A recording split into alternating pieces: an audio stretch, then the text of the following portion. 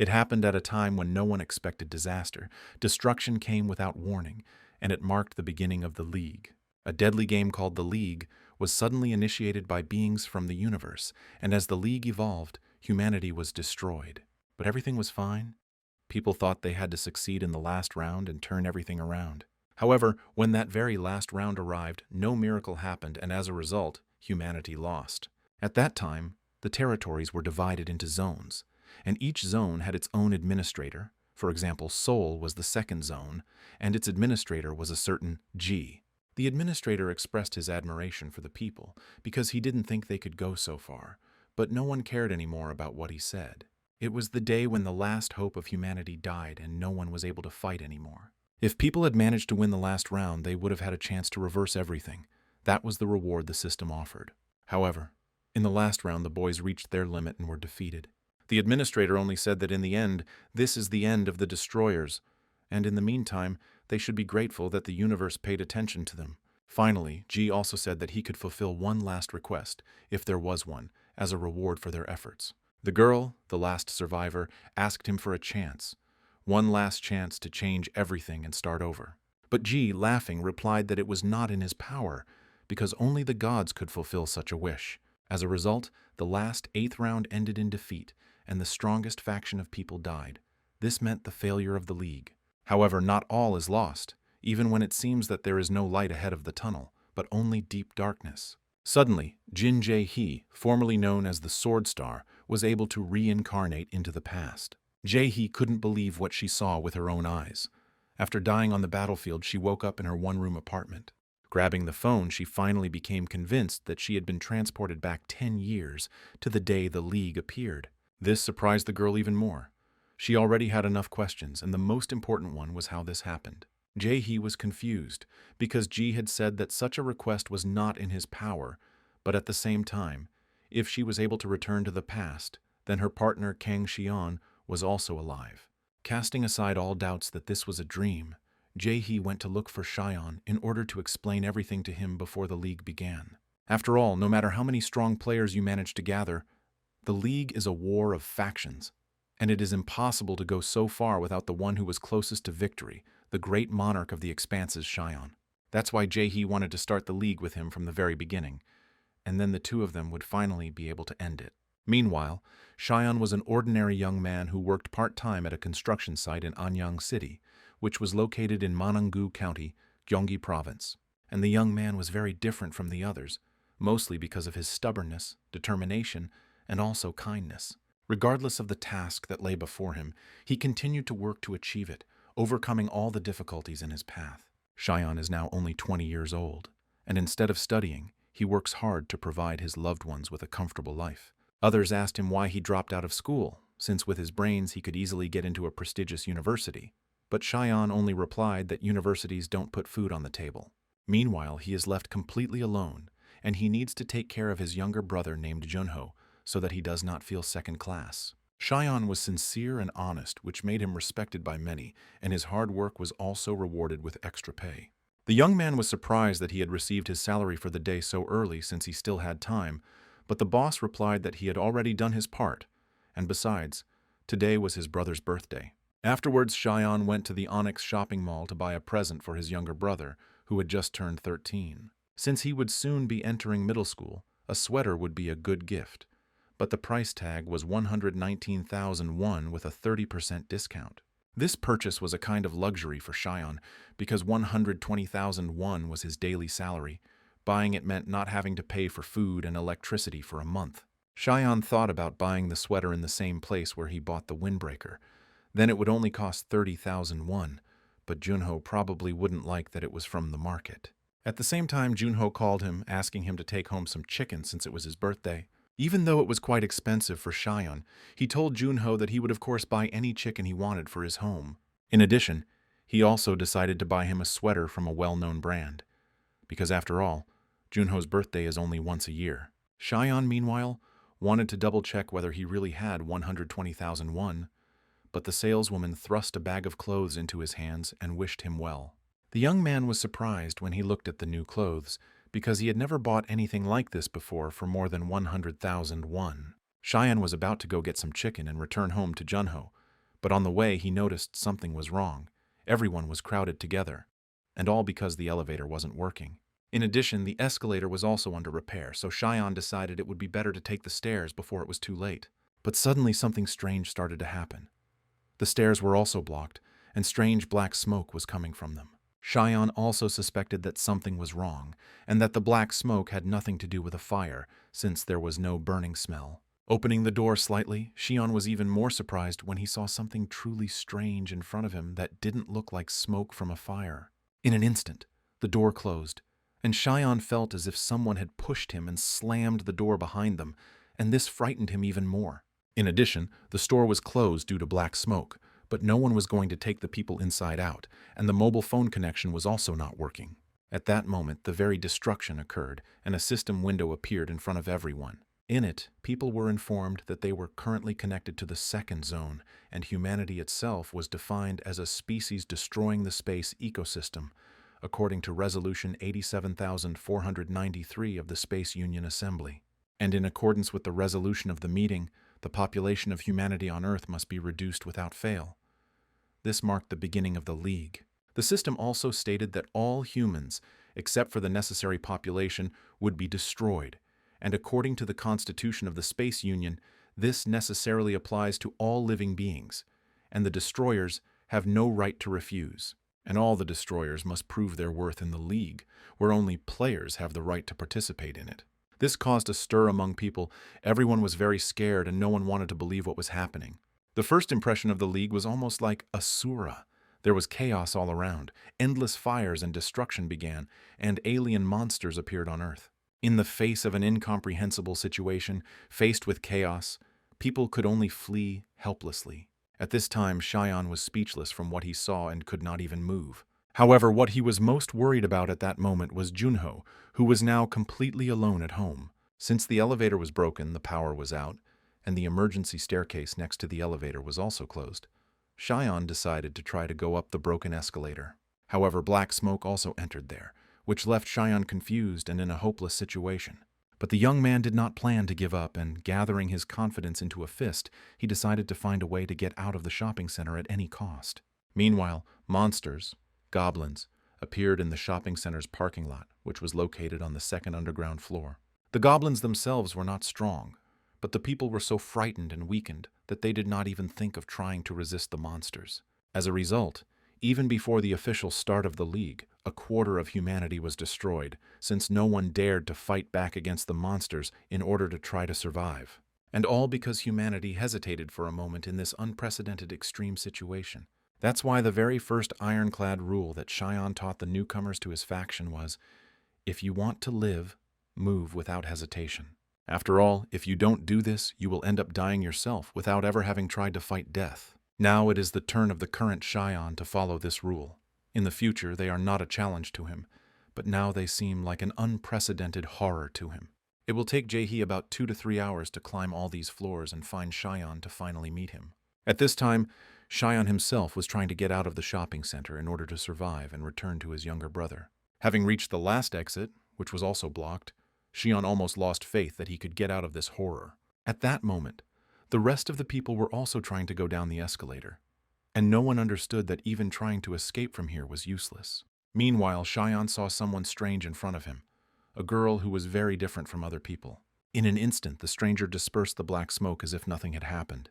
Walking up to the crowd, she greeted everyone, saying that today was a wonderful day, and asked them to focus so that they could finish quickly. The stranger introduced herself as Administrator K from the Bureau of Space Ecosystem Management. She explained to everyone that they had been selected through the Union by very important beings as a destructive species that must be destroyed. This in turn means that they have become objects of the policy of destruction, saying that she is also ashamed of this, but this is policy, and if it is ordered, then it must be done. Afterwards, she was asked if she couldn't just let them go, saying that she sounded more like a crazy person, and her joke dragged on. This surprised her quite a bit, and she responded to their words by saying that it seemed that not everyone noticed an opportunity when it was right in front of them. However, she respects their right to choose, and even with the extermination policy, there are still laws that respect the rights of violating species. Therefore, if someone agrees with the policy of destruction, they need to go to 0, and if they do not agree to X, and if they choose X, then they will not have to participate in the league, and they are given 5 minutes to think. After this, everyone rushed to Zone X as one, because they did not agree with the policy of destruction and thought that by choosing this option, they could avoid death. Only Cheyenne chose to stand on 0, thereby agreeing with the policy of destruction. Of course, the young man did not agree with such a crazy policy, but this option was definitely the right one. The others tried to dissuade him, saying that he had just signed his own death warrant and that he would do well to reconsider joining them. At that moment, something even stranger happened. The administrator addressed Cheyenne, calling him a player, but it was a voice in his head. She explained that no one but him could hear what she was saying because it was a private conversation. She noted that he had pleasantly surprised her by choosing this option on his own, and in the meantime, she made him an offer. If Cheyenne managed to make most people change their minds in the remaining time, she would reward him with a pleasant reward, and there would be no punishment for failure. Cheyenne was amazed beyond measure. He didn't think that this was possible. All these strange things that he had seen so far, if all this was real, then everyone who chose option X could really die. So Cheyenne decided to try to convince the guys that the correct option was 0 unless they wanted to die while staying in X. But no one took his words seriously. Moreover, they considered him a madman because they were sure that the obvious right option was to disagree with the policy of destruction. However, the young man did not give up, saying that they all received a message from the system that from now on people would be destroyed and they had no right to refuse it. On top of that, it also said that progress in maintaining the necessary population was called the League, and they were not against the policy of extermination, but against the so-called League. In simple terms, Cheyenne meant that he too would like the whole annihilation thing to be fake, but if it was true, then option X would be immediate execution. There must be people in the crowd who have realized that the world has changed, but they simply bet on leave rather than stay. But if the stake in this game is your life, you will have no choice but to change your mind. After the time was up, the couple who chose to the last to refuse the policy of destruction died. Cheyenne should have been momentarily glad that he had managed to choose the right option and convince the majority of his opinion, but what was happening frightened him even more. The administrator meanwhile told Cheyenne that he had won. Especially for a moment, his aura was very intriguing, and as she promised, she gave him a reward. Cheyenne has received a firearm in his inventory that is banned before the start of the League, but it is given to him as a reward. He only has 10 bullets, and if they are not sold, he will not find them anywhere else. This caused Cheyenne to have even more questions. He asked her if they would have items to sell separately in the future, but she only replied that there was a time for everything. In the end, she only said that weapons were very expensive in this world, so he should be more vigilant. Meanwhile, goblins had finally made their way to the floor where Cheyenne and the others were, and were attacking people one after another. The administrator announced that the so-called training had begun and advised people not to stand still, but to fight for their lives. Meanwhile, the monsters continued to kill one after another. Cheyenne was confused and didn't understand what to do. Could this really be the so-called chance to survive?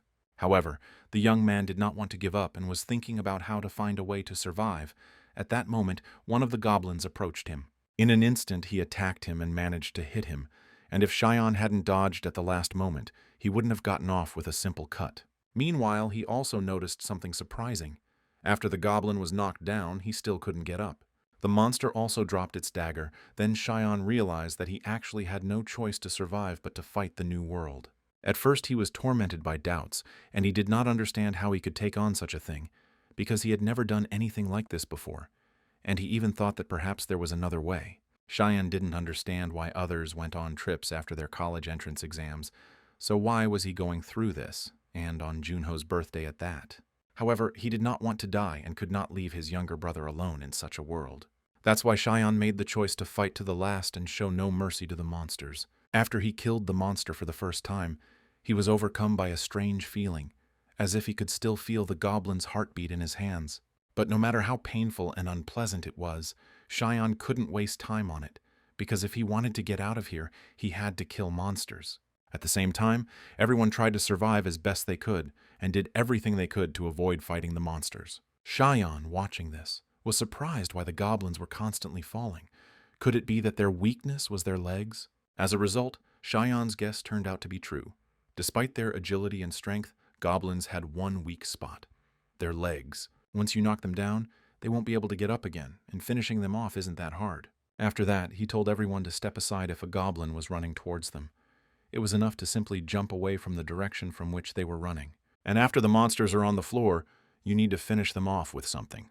The young man's determination and resourcefulness surprised the others more and more each time, and they began to wonder who he really was. One of the crowd decided to get to know Cheyenne, telling him that he really was incredible and that they survived thanks to him. It was a man named Kwon Kyung-soo, who had served in the Army Special Forces for a long time. It was also beneficial for Cheyenne to move together with Kyung-soo, since he was a former soldier with a strong physique, but now it was much safer not to get close to anyone.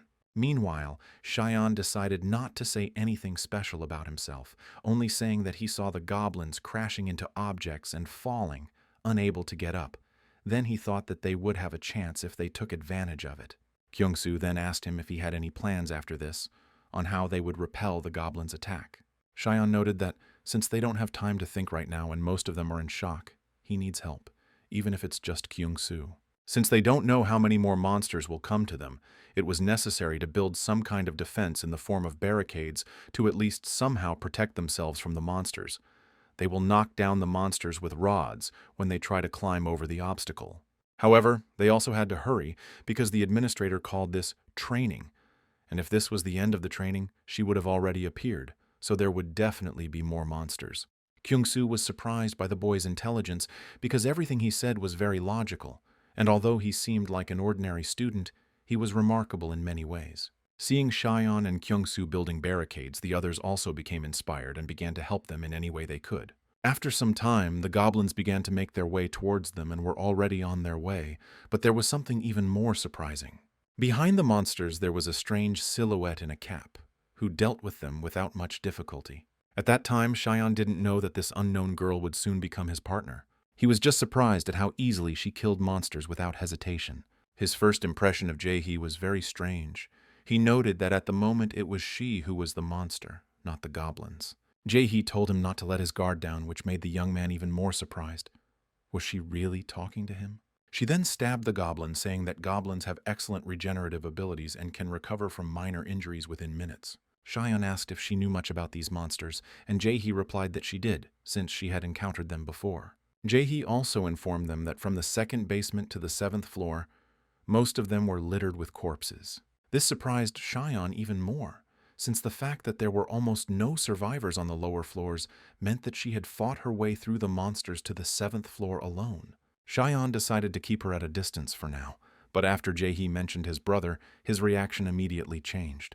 After that, he immediately took out a revolver and pointed it at her, asking how she knew about his brother. Jae-hee tried to keep the situation calm and asked Cheyenne to go somewhere else to talk. After they moved to a more secluded place, Jae-hee introduced herself and told him that this was her second life. She understood that it was hard to believe, but nevertheless asked him to believe that she was from the future. And they already knew each other. In a past life they met about 5 years after the start of the league and reached the last round. Then countless players joined forces with them, some for money and power, some for freedom, and some fought fiercely only for their king, and then they became the strongest faction. But in the end, their strength was not enough, and they were defeated in the last round. That's why Jae-hee came to meet him in advance, because Cheyenne was the monarch of the strongest faction in the previous league. She stated that she also wants to end this crazy game as soon as possible, and if they join forces from the very beginning and rise together, then it will definitely be possible. Despite her words, Cheyenne replied that he was not interested, and besides, everything she said sounded quite absurd. Jae-hee asked him if he didn't want to save his brother, and this made Cheyenne angry for a moment. She also added that the first round was already supposed to start at another location, and they would only be able to leave if they held the first round at this mall. Jae-hee also told him that the monsters he had seen earlier were nothing compared to what was to come, and even if he was lucky enough to escape and find Junho, it would be extremely difficult to survive. She was willing to help Cheyenne and noted that she understood the absurdity of what was said, but nevertheless he needed her help to find his brother and survive. Cheyenne noted that it seemed like Jae-hee really knew a lot about him, and in the meantime asked who the person was that he wanted to kill the most. It was a secret that Cheyenne had never told anyone except those closest to him, but Jae-hee knew the answer to that question. That person was Aunt Shiona, a truly sinister figure he wished to forget. Cheyenne was surprised because he had never talked about his aunt. Did he really trust Jae-hee that much in the past? And yet he decided to stick together with her, asking her not to act recklessly. The young man had one more thing he wanted to know, and it was about his brother. He asked Jae-hee if he had managed to protect Junho until the very end. However, Jae-hee replied that when she met Cheyenne, he was already alone, and in the past she had never met Junho or heard from Cheyenne that he had died. Or to be more precise, no one dared to ask him about it, because when she joined his faction, the young man was already a man without emotions, and then everyone only made guesses about his brother. After all, this is a world where everyone has lost a family member at least once. For Cheyenne, this meant that while he was locked in the mall, Junho could have already died. However, he did not give up prematurely, and together with Jae-hee they returned to the others to quickly pass the first round and go in search of Junho. Meanwhile, the administrator appeared, joyfully congratulating everyone who had survived the training, noting that they had proven that they were worthy of living and that this was a step towards proving their worth. She also announced that all those who survived would now rise through the league as players and hoped that they would become worthy to be watched. After this, the administrator announced the completion of the training, as well as the official start of the so-called league. At first glance, it seemed that she was doing this with good intentions, and no one had any suspicions about what was happening. However, in an instant, the face that seemed angelic changed to demonic, and the announcement of the first round of the league was made. It was a royal game where there are 3 teams and 3 kings, and people have to fight each other to survive, and whoever protects their king will win, and there will be only one winner. The peculiarity of the game was that if the king died, all his citizens also died, and every night from 2300 to 0000 there was a truce, when any military actions were prohibited. The condition for victory was survival. Meanwhile, people would be divided into 3 teams. A king would be chosen for each, and if he died, the whole team would die with him. And the king of the red team, which included everyone on the 7th floor, was Cheyenne. The administrator was also pleasantly surprised that it was Cheyenne who became the king of the team, because who, if not him, is best suited for this role? The king can see the status window and information about his team, but cannot see the data of other teams, so even if they meet, they will not know who is the king. The first round itself will begin in 10 minutes, exactly at 0000, and until then, they can do whatever they want. The administrator also said that since it had come to this, they should enjoy it properly, because the one who had the most fun would win. The king selection in the first round is based solely on the system's judgment, and if the starting point is a building, it's easy to end up on the same team, so Jae-hee wanted to find Cheyenne as quickly as possible. However, a king is something completely different. The system is amazing at choosing the best people for this role, so Jae-hee was worried that she would become a king herself. But this did not happen. Meanwhile, she thought that perhaps the system had a way to determine potential monarchs, but everything turned out to be fine, because Cheyenne became the king of her team. The first round of the royal game may seem simple at first glance, but it is a necessary course for a future monarch of the apocalypse. It's kind of a phase of identifying the key players that will get artifacts in the second round, and while the starting position is small, it's something they have to overcome. At that moment, guys from another team, the blue team, came to them, although at first glance it seemed that they were from the black team.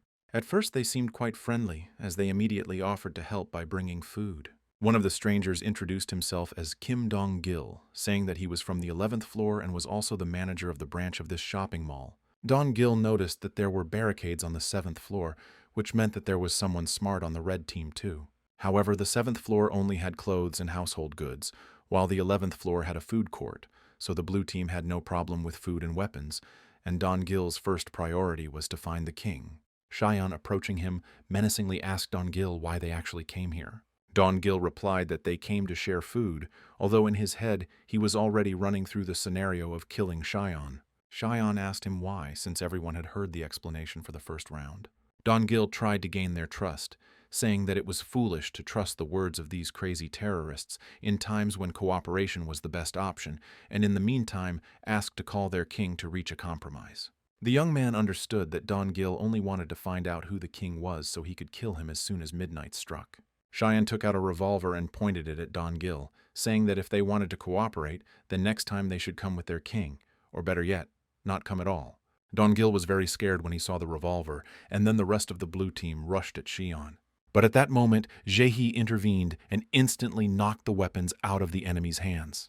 Then her sword was at Dong-gil's throat, and Jae-hee asked why he accepted the League's rules. In the end, Dong-gil accepted defeat and retreated, no matter how sad he was. Cheyenne continued to be amazed at Jae-hee's agility. She subdued 2 grown men in an instant, hitting only their hands with knives. He couldn't trust her words about being exceptional, but Jae-hee clearly had overwhelming power. After this, Cheyenne announced that they were moving the base to the 1st floor, which caused a strong reaction from the others, as it was full of monsters. Cheyenne explained that they couldn't move far from the blue team's base, so they would go down to the far end of the 1st floor and gather the other members there.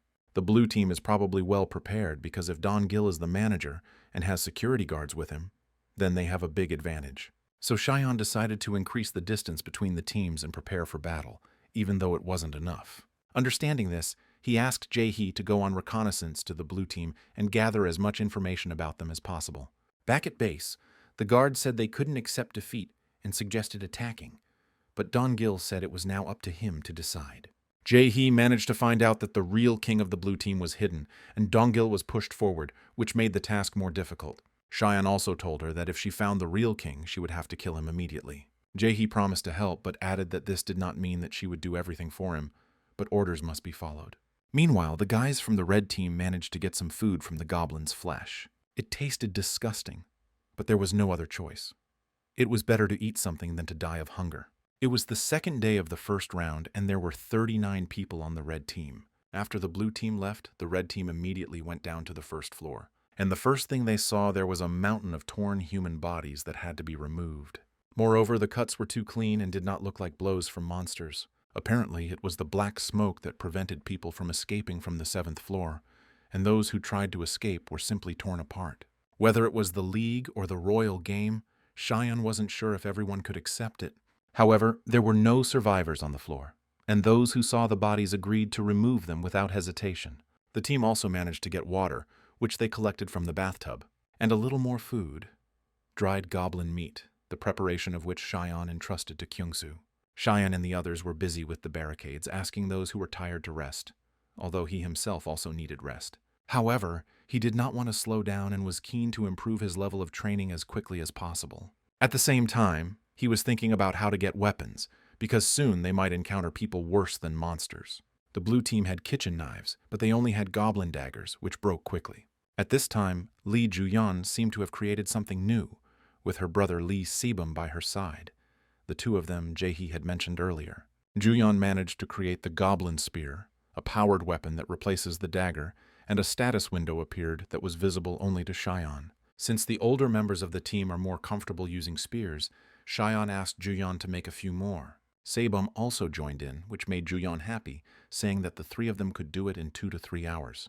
However, at that moment Cheyenne lost consciousness, or rather, fell asleep, and had a nightmare. It was a dream from his past, when he wanted to commit suicide, unable to accept his fate.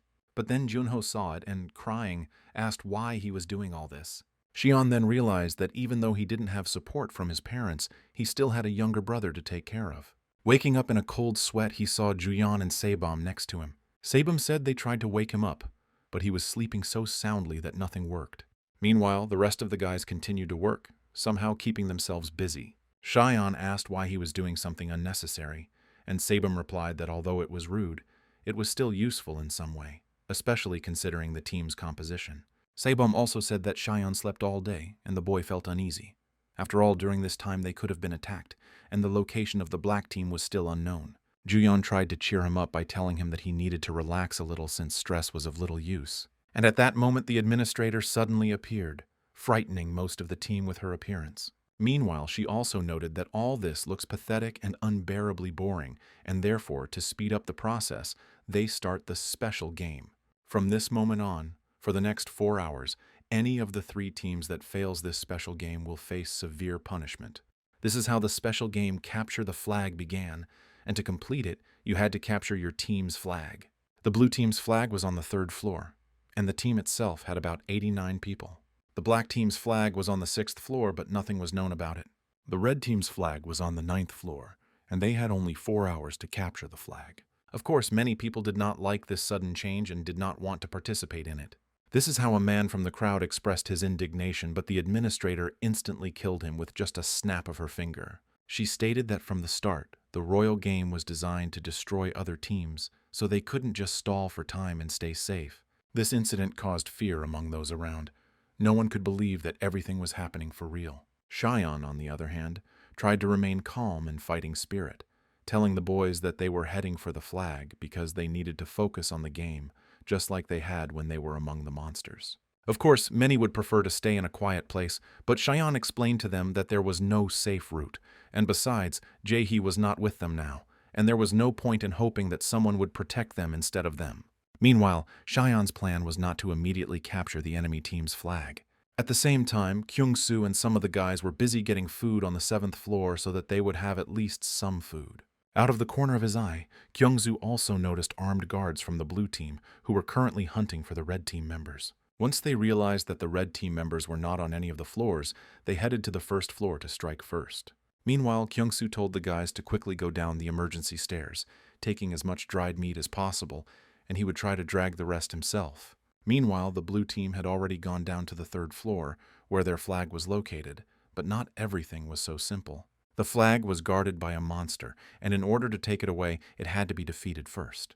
The rest of the team hesitated and were frightened, but Don Gil demanded that they capture the flag at all costs. Of course, the weakest members of the team, from whom no one expected any benefit, were chosen to be the victims of the monster. Despite the boys' attempts to refuse, they were thrown right at the monster's feet like cannon fodder. In an instant, the monster opened its mouth and ate one of the team members as if nothing had happened. Suddenly, white smoke appeared from somewhere, which surprised everyone else, and no one understood where it came from. After some time, the guys realized that the smoke was coming from a fire extinguisher, but it was too late.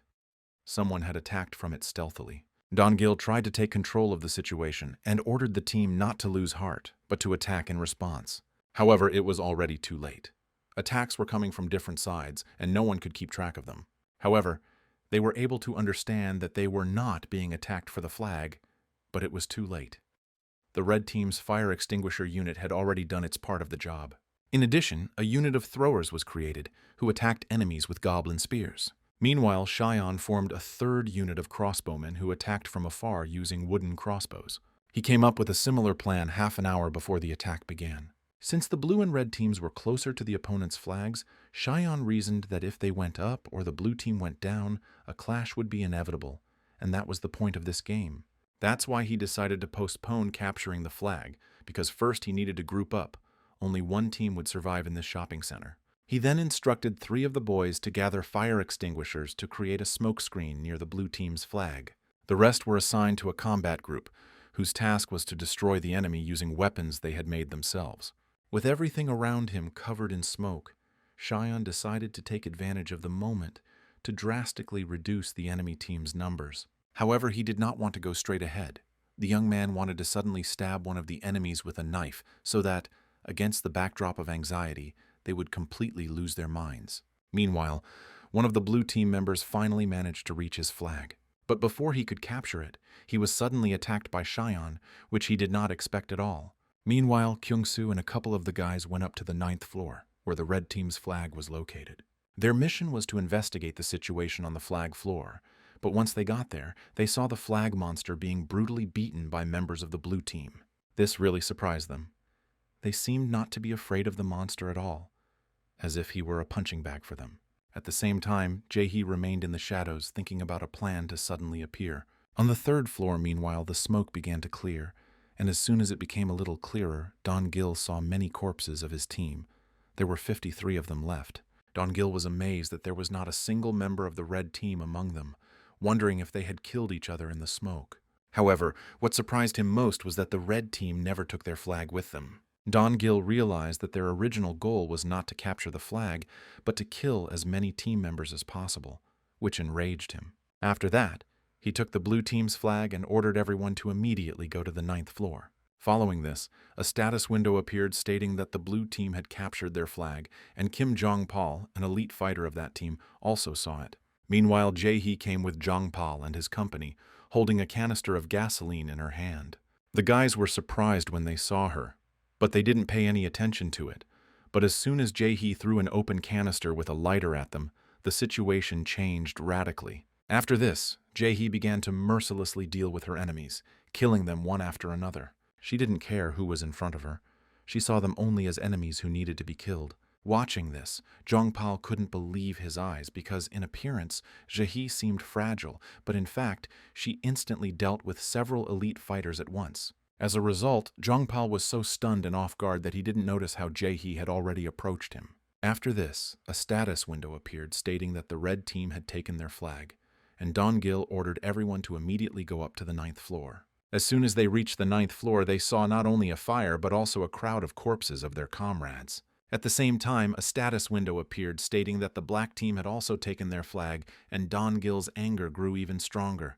He was so angry at the red team that he wanted to kill them all at any cost, leaving no one alive. And in the meantime, he ordered everyone to immediately go to the 1st floor. Cheyenne at this time was also surprised that someone managed to get their flag. However, Kyung-soo told him that it wasn't his doing, and he doesn't know who actually took their flag. However, since all 3 teams had taken their flags, it was now all up to the royal game again, and as Cheyenne opened the map, he saw enemies approaching them. After that, he ordered everyone to immediately take up arms and stand ready for combat, because very soon a real bloody mess would begin. At this time, the administrator happily watched what was happening and could not take her eyes off the monitor. Moreover, the situation suddenly escalated, and Cheyenne was on the verge of death, as was his entire team. However, the situation changed gradually. First, Don-gil and the others penetrated the 1st floor, and he was so angry that he even killed members of his team who expressed dissatisfaction.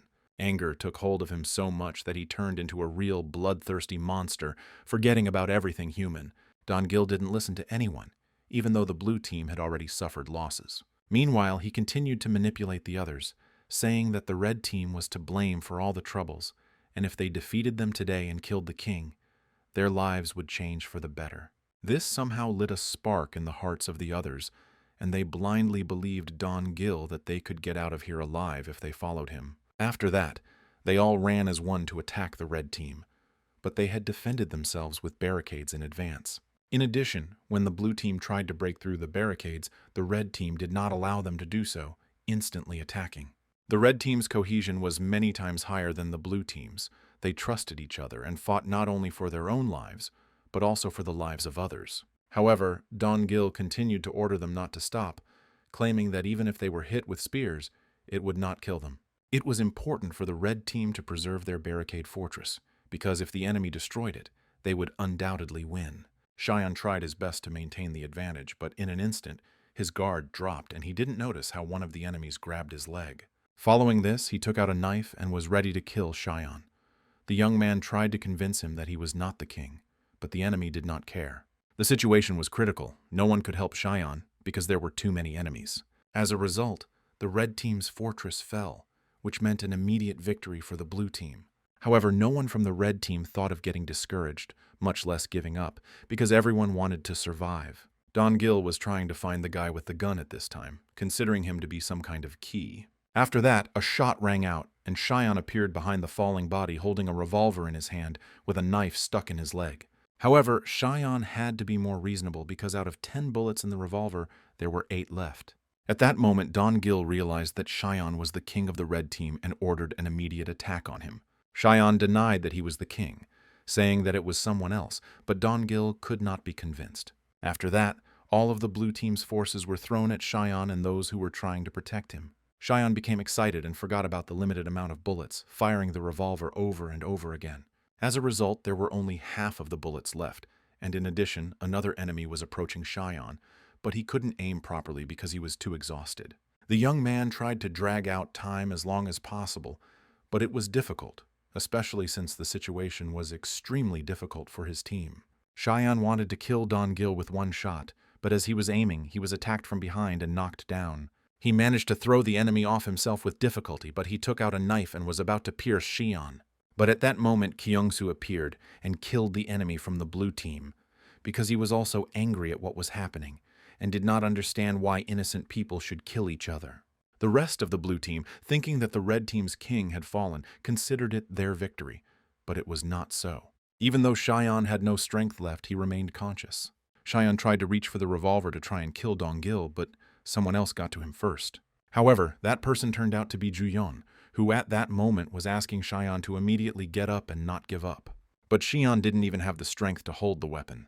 And meanwhile, he remembered Juyan's words that she used to be a soldier. As soon as he stood up, he asked Juyan to shoot Dong-gil, as he wasn't sure he could do it himself.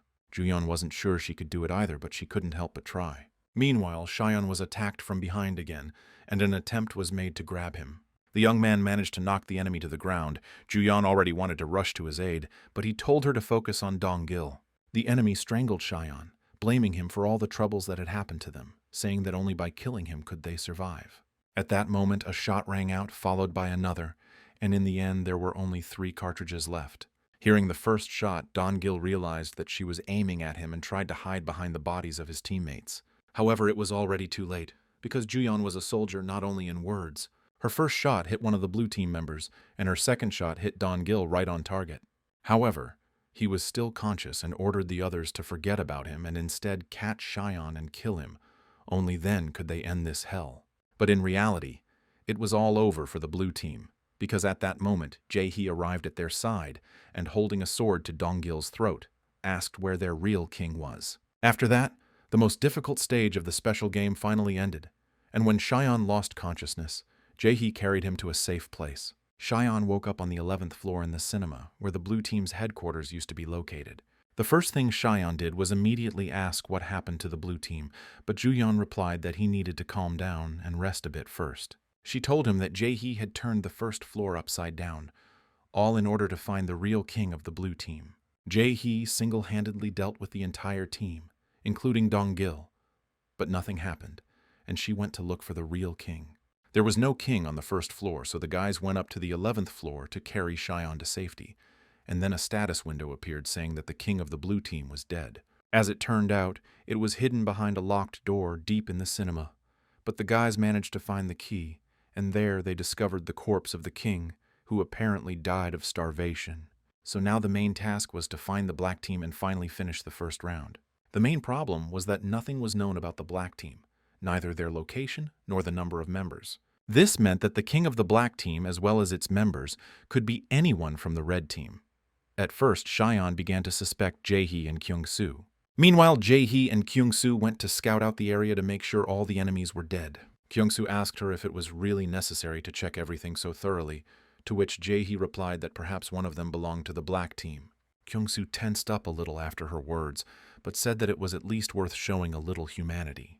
To this, Jae-hee replied that he himself had already killed someone before. She noted that he killed to survive, and those people also tried to kill to save themselves, so if he wanted to absolve himself of guilt, it would be better to look for the guilty among others. Kyung-soo didn't share her opinion and began to wonder if he would become the same if the game continued, because then he wouldn't know what to do. Xian, meanwhile, continued to theorize about who on the team might be the traitor. He had no leads, since the black team had only been active once during the flag game. At that time, most of them were on the first floor, and only 2 people weren't there. Jae-hee, whom he sent to scout, and Kyung-soo, who was walking towards the flag while he was preparing the meat. At the same time, Sebum told Xian that after he fell, Kyung-soo asked him for a revolver more than once. Xian didn't understand why Kyung-soo needed the revolver, but in the meantime he began to suspect Sebum, asking why he was only talking about it now. Was it really to distract attention? Although Sebum had other intentions, he did not continue the conversation, and simply left. Meanwhile, Jae-hee and Kyung-soo were slowly returning, and in the meantime, they accidentally overheard the conversation between Sebum and Juyan. Sebum asked Juyan to stay away from Xian because now he suspects everyone, and if something happens, he can immediately kill. After hearing their conversation, Jae-hee realized that there was an internal split within the team, but she decided to remain silent for now. As soon as they returned, Xian noticed that Kyung-soo looked worried. Jae-hee wanted to talk to Xian about the black team, noting that their king was definitely among them since there were no other survivors left. She also expressed her opinion about Kyung-soo, pointing out his behavior and requests for a revolver, since he had a lot of time for solo action. Xian replied that the same could be said about her. Even though he had sent her to keep an eye on the blue team, she had plenty of time alone too. Also, for some unknown reason, Jae-hee was the last one on the battlefield, and he asked if she could prove that she wasn't the king of the black team. Jae-hee became agitated, because she didn't understand why the accusations were suddenly directed at her. More interesting was Kyung-soo's behavior, which had changed dramatically, as if he had become different since he had been wandering alone. It was like he had changed completely since he started staying alone in the mall. Kyungsoo invited Cheyenne to smoke together, but he replied that he didn't smoke. Kyungsoo said that he would smoke himself then, and said that he had already quit smoking, but when he couldn't find any cigarettes, he thought he would go crazy. He found a pack of cigarettes in the coat of a dead schoolboy, and at first thought it was an accident, but later it began to seem to him as if it was planned by someone. After that, Kyungsoo's behavior changed again. He threw down his cigarette and immediately reached out to Cheyenne. Cheyenne wanted to shoot, but he didn't have time. Kyungsoo had already grabbed him. The situation had escalated rapidly, and no one knew what to do, and Kyungsoo himself seemed to have no idea what he was doing. He admitted that he was the king of the black team, and then said that in order to win, he had to survive 6 days, and there were only 10 minutes left. Cheyenne asked him if that was the case, then why all this drama, since Kyungsoo would only need to sit quietly to survive. Kyungsoo noted that, as expected, Cheyenne was once again doing what was called thinking. He told them a story about how, as a soldier, he had been in situations worse than this, and even when he was in the middle of a rain of enemy bullets, he never thought it was hard because he thought risking his life to save others was cool. However, when the damned royal game began and he became the king of the black team, everything changed radically. Then the administrator simply told him that there was nothing surprising about this, because in such games a third team is always needed to add tension. After these words, she disappeared in an instant like a ghost, and from then on, real hell began for Kyungsoo. At first, he planned to sacrifice himself at the right moment when he would be helping Cheyenne. But after hearing the order to raise the flag, he suddenly decided to change the course of his game and went for the black team's flag himself. When he captured his team's flag, he realized that there was no turning back, and no matter how disgusting it was, he also wanted to survive. At the same time, he thought that he could save even more people if he got out, but looking at how Cheyenne remained cold-blooded and constantly thought only about survival, without asking questions about the game itself, Kyungsoo fell into a stupor. And when he experienced this feeling for himself, he realized that in this crazy game, the right ruler was not him, but Cheyenne. It was strange and even funny to Kyungsoo that people were dying so that others could be saved, since it was obvious that this would continue, even if they got out of here. Kyungsoo considered this place a real hell and, wishing the others good luck, declared that he would get out of this hell. After that, a shot rang out, but the bullet flew not at Cheyenne, but at Kyungsoo. Kyungsoo couldn't live in a world where he had to kill to survive, so he committed suicide. After this, the first round was officially completed and the red team became the winner. The administrator immediately appeared, congratulating everyone present on their victory, as well as on the fact that they had passed the first round. She prepared a small feast for them, setting the table with various delicious foods, saying that they could eat as much as they wanted, but that they were forbidden to take the food outside. After this, most people felt relieved and everyone rushed to eat. However, there were those who preferred to finally get out of here instead of enjoying a victory feast. The administrator said that they were in no hurry because it would be enough to listen to the explanation, and after that they would be able to leave with peace of mind. She also warned them that the world outside was much harsher than they thought, and they would soon find out for themselves, and she would prepare them before that. In the first round, the battles took place between ordinary people, but in the future, more and different threats will appear. The rest of the rounds were no different. And in passing, the administrator admitted that she believed in Cheyenne's victory, since it was on him that she had bet her luck. After that, a bright light suddenly appeared, which seemed to blind each of the boys. Then something strange began to happen to the bodies of those who decided to eat, as if they were about to explode. And this actually happened. The boys' bodies suddenly exploded, to which the administrator said that she had warned them that food should not be taken outside. As soon as Cheyenne opened his eyes, he saw that they had all been transported outside, but everything around him looked rather strange. The administrator also informed them that out of a total population of 8.1 billion people, about 2 billion had passed the first round. The theme of the second round was winter, and the guys had to become the group that would survive. Although humanity has become accustomed to winter, facing it without the benefits of civilization is a completely different matter. From the second round onwards, the boys had to coexist with different monsters, and the first round with the goblins no longer seemed so terrible. The main goal was to survive in this frozen city, and from the second round, artifacts became available. Gifts from the gods that only selected players receive, and everyone got an ability from level S to F. Selected players will receive these boxes within a week from now. An exception was made for Xion, and he was given the artifact right away, but he had to wait until the ability was revealed. From that moment on, the boys' lives changed again, and fighting goblins no longer seemed so scary. After that, they went wandering around the outskirts of the frozen city, trying to find at least something. Meanwhile, Julian suggested that they split up and go separately. She was, of course, indebted to Xion and Jaehi, but since their home was in Seoul, they would be heading out on their own. After that, their paths diverged, despite the fact that the surroundings were extremely dangerous, and it would have been better to stick together. Jae-hee noted that when they finally found Junho, it would be wise to stay in some small building, since in addition to monsters, there were also groups that had taken over the streets. Most of them settled on the streets because, unlike buildings, the streets are connected to each other, and the scale of the royal game is simply colossal. There are large gangs operating here, controlled by the so-called street lords, and if you avoid clashes with them in the second round, your chances of survival will be higher. However, even knowing about their existence, the chance of avoiding an encounter with them remains quite small. And of course, don't forget about monsters that can sneak attack, like the snow Nepenthes. It is a monster that hides in the snow and attacks when it spots prey, and it also reacts to shiny objects. Along the way, they also encountered Tun-Tun, these monsters that were more or less friendly and did not attack first. After some time, the guys reached Xian's house with the hope that Junho was there. Xian asked Jae-hee to stay outside, wanting to check everything out for himself. When he reached the door of his apartment, he found that it was not locked, which made him a little wary. Opening the door, he was even more surprised because the first thing he saw was his aunt, and with her, her son Yin. Once inside, Xian didn't see Junho anywhere, so he grabbed his aunt and started asking her where his little brother was. She revealed that they were originally together when they moved into their house after their home was destroyed, but Junho left to look for him 3 days before the end of the first round. Xion began to hate his aunt even more, asking why she didn't stop him, but she only replied that she tried, but Junho didn't listen. Meanwhile, Yan also intervened in the conversation, saying that children were of no use anyway. Xion stated that he always knew they were trash because when his parents died, the two of them only pretended to be caring. But in reality, they took away Xion's insurance and threw him and Junho out on the street. He didn't expect his aunt to be able to protect anyone, but even in such a world they shouldn't have exposed them to certain death. At that moment, Xion realized why Kyung-soo gave up. It was because this was new to him, and Xion had thought of this world as hell from the beginning.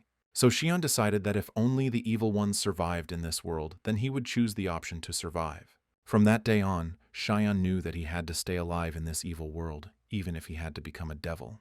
Jae-hee wanted to smoke while waiting for Xion to return, but she had no cigarettes left. Soon Xion returned and stated that he wanted to end this game, and if she ordered him to die, he would die. If he finished, he would finish. In return, he asked only for a promise that she would help him find his younger brother. After that, Xion and Jae-hee once again set out to wander the snowy streets, looking for traces of Junho. Since the second round was at the city level, Junho couldn't go far, since the border was not far from Anyang, and there was no need to forget about the factions. Xion suggested checking the police station first, then the city hall, since that's where people go in emergency situations. The closest police station to Xion's house was Manhwa Police Station, and he hoped that Junho had gone there.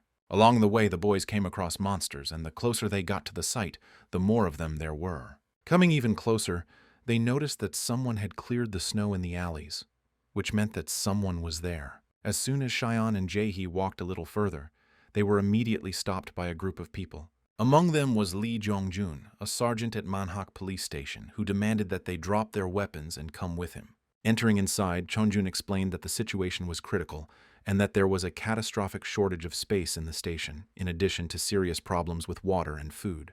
Every day, dozens of people continue to come to the site, and by order of the chief, they are still being accepted. Chonjun admitted that he didn't know how long they could hold out, since not all of the reconnaissance squads were returning for provisions, and there were fewer and fewer people willing to do so. He then showed a place that Xion and Jae-hee could use. The station had a coupon system. A blue stick could be exchanged for a trip to the toilet, and a red one for food, and they were given out one per day. Since the water supply had long been cut off, police officers melted snow by hand to get water. Living conditions were difficult, but the boys simply had no other choice. After that, Xion and Jae-hee went around the area to look for Junho, and it became clear that order was being maintained here with the last of its strength. Everyone around was tense, and the lack of hope made people stingy with even the smallest good deeds. In fact, only the status of the police station maintained the remnants of order, but in secluded places acts of violence often occurred. However, Junho was nowhere to be seen. However, Shion did not lose hope because this was only the first group. It would be strange to find Junho right away. Jaehee also didn't find Junho, but she brought rations for Shion. Shion had previously planned to leave the station the next morning, but plans changed. He said that he would stay here because when they listened to Jongjun, a golden window with a quest opened for him. The quest required saving the Manhwa area by raising the citizens' peace to 30%, improving food supplies, and reaching 100% of the workforce, while everything was currently in decline. He then asked Jaehee what the achievement points he would receive for completing this quest were. Jaehee explained that these were points that commanders used to issue mandatory orders, and that these quests usually appeared in the later stages of the game. In any case, these points were necessary to advance in the league. Jaehee asked if he was confident he could handle this group, since there were almost 1,000 people there, but Shion was not going to back down. There were about 800 people at the station, and if the ineffective system of only police officers could be changed, the situation could be quickly corrected. Besides, such a large group would probably already be collecting data on neighboring groups, and Shion decided that instead of useless wanderings together, it would be better to stay here. After all, this way it would be possible to use the group's resources more effectively and, while completing the quest, be sure to meet with the site manager. The next day, the boys were going to go with the reconnaissance group. Jongjun was the leader of this reconnaissance group and hoped that Shion and Jaehee would agree to join them. His hopes were justified. Soon the guys came up and asked to enroll them in the reconnaissance group. Last night, Jaehee was teaching Shion some self-defense techniques, since she couldn't be there to protect him forever. The difference in skill between them was like a chasm, and Shion couldn't even get close to it. Jaehee noted that she wanted to train him before he had the artifact anyway, but she was still curious as to why he suddenly had such a desire in the middle of the night. Shion told her that they would be joining a reconnaissance team starting the next day, and the most pressing problem at the moment was the lack of food. All the food they have comes from what the reconnaissance team brings in, but it's always in short supply. Besides, the group had to have a leader, and Shion wanted to find him as soon as possible to complete the quest. However, first they needed to prove themselves, which is why they are going to join the reconnaissance squad to help increase food supplies, and for this, Shion must be able to protect himself. The next day, the boys joined the reconnaissance squad and went on a sortie with them. Along the way, they also encountered monsters, but thanks to Jaehee's agility, they did not cause much trouble. Meanwhile, Shion explained to the boys that these monsters are called snow nepenthes, and they are attracted to shiny objects. Chonjun was pleasantly surprised by the guys' skills because even though they looked green, it was clear that they had already seen a lot. Recently, another problem had arisen. It had become difficult to find food near the police station, but after Jaehee and Shion joined, Jungjun hoped that he would be able to advance further now. Meanwhile, Jongjun announced that they were heading to the first street of Anyang today. This street used to be considered the main street in the area, as the area was filled with food and clothing, causing countless guilds to fight over it. This led to the place becoming a kind of cemetery, as well as a tasty morsel for monsters. But despite how everyone was afraid of this place, they managed to get there quite quickly and calmly. Inside, they found quite a few useful things, and Jaehee finally found herself a few packs of cigarettes. Youngjin confessed to Shion alone that he was glad that they joined the group, because he initially had high hopes for them, but they managed to surpass them. Shion replied that he was pleased to hear this, and was also glad that there would be enough food supplies for everyone today, since many remained hungry. He also noted that he couldn't even imagine the amount of work the police had to do, to which Jongjun confirmed that this was true, but that everyone would be able to eat today. After the reconnaissance team began collecting food supplies on the first street of Anyang, there was some improvement in this area, albeit a small one.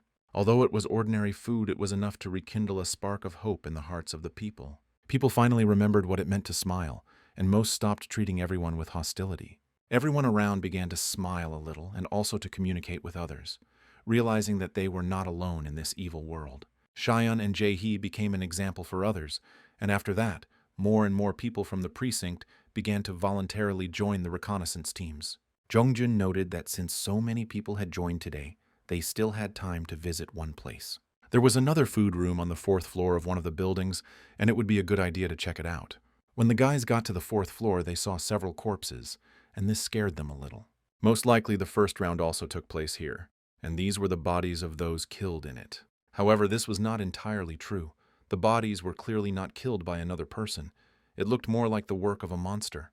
Meanwhile, the rest continued to collect food and various useful things that could be useful in the future. Jae-hee noticed something strange about these bodies, as she had seen something like this before. At the moment when the boys let down their guard and began collecting food, they did not notice how something appeared next to them.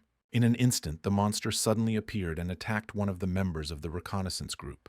He instantly tore off a part of his body and absorbed it just like the previous people. Jae-hee ordered everyone not to move, after which the monster began to evaporate and soon disappeared completely. The boys wanted to run away, but Jae-hee warned them that if they wanted to live, they had to listen to her and not move, because the entire floor was probably the monster's tongue. The thing was that it was a monster called the alligator turtle, with its mouth wide open, waiting for its prey to step on its tongue to swallow it, and it itself was always invisible and only revealed itself at the moment of attack. The monster is perfectly disguised as different objects, so even a chair, table, or scissors could be its tongue. The floor, walls, and ceiling could also be part of his body, so the boys were effectively trapped in him. Waiting for the monster to leave on its own is also not an option, because such monsters can sit in one place for decades waiting for prey. To put it simply, they were now in a minefield where anything could turn out to be a death trap. At that moment, Jung-jun said that he was ready to sacrifice himself so that the others could escape, because it was he who brought them here and must fulfill his duty as a policeman.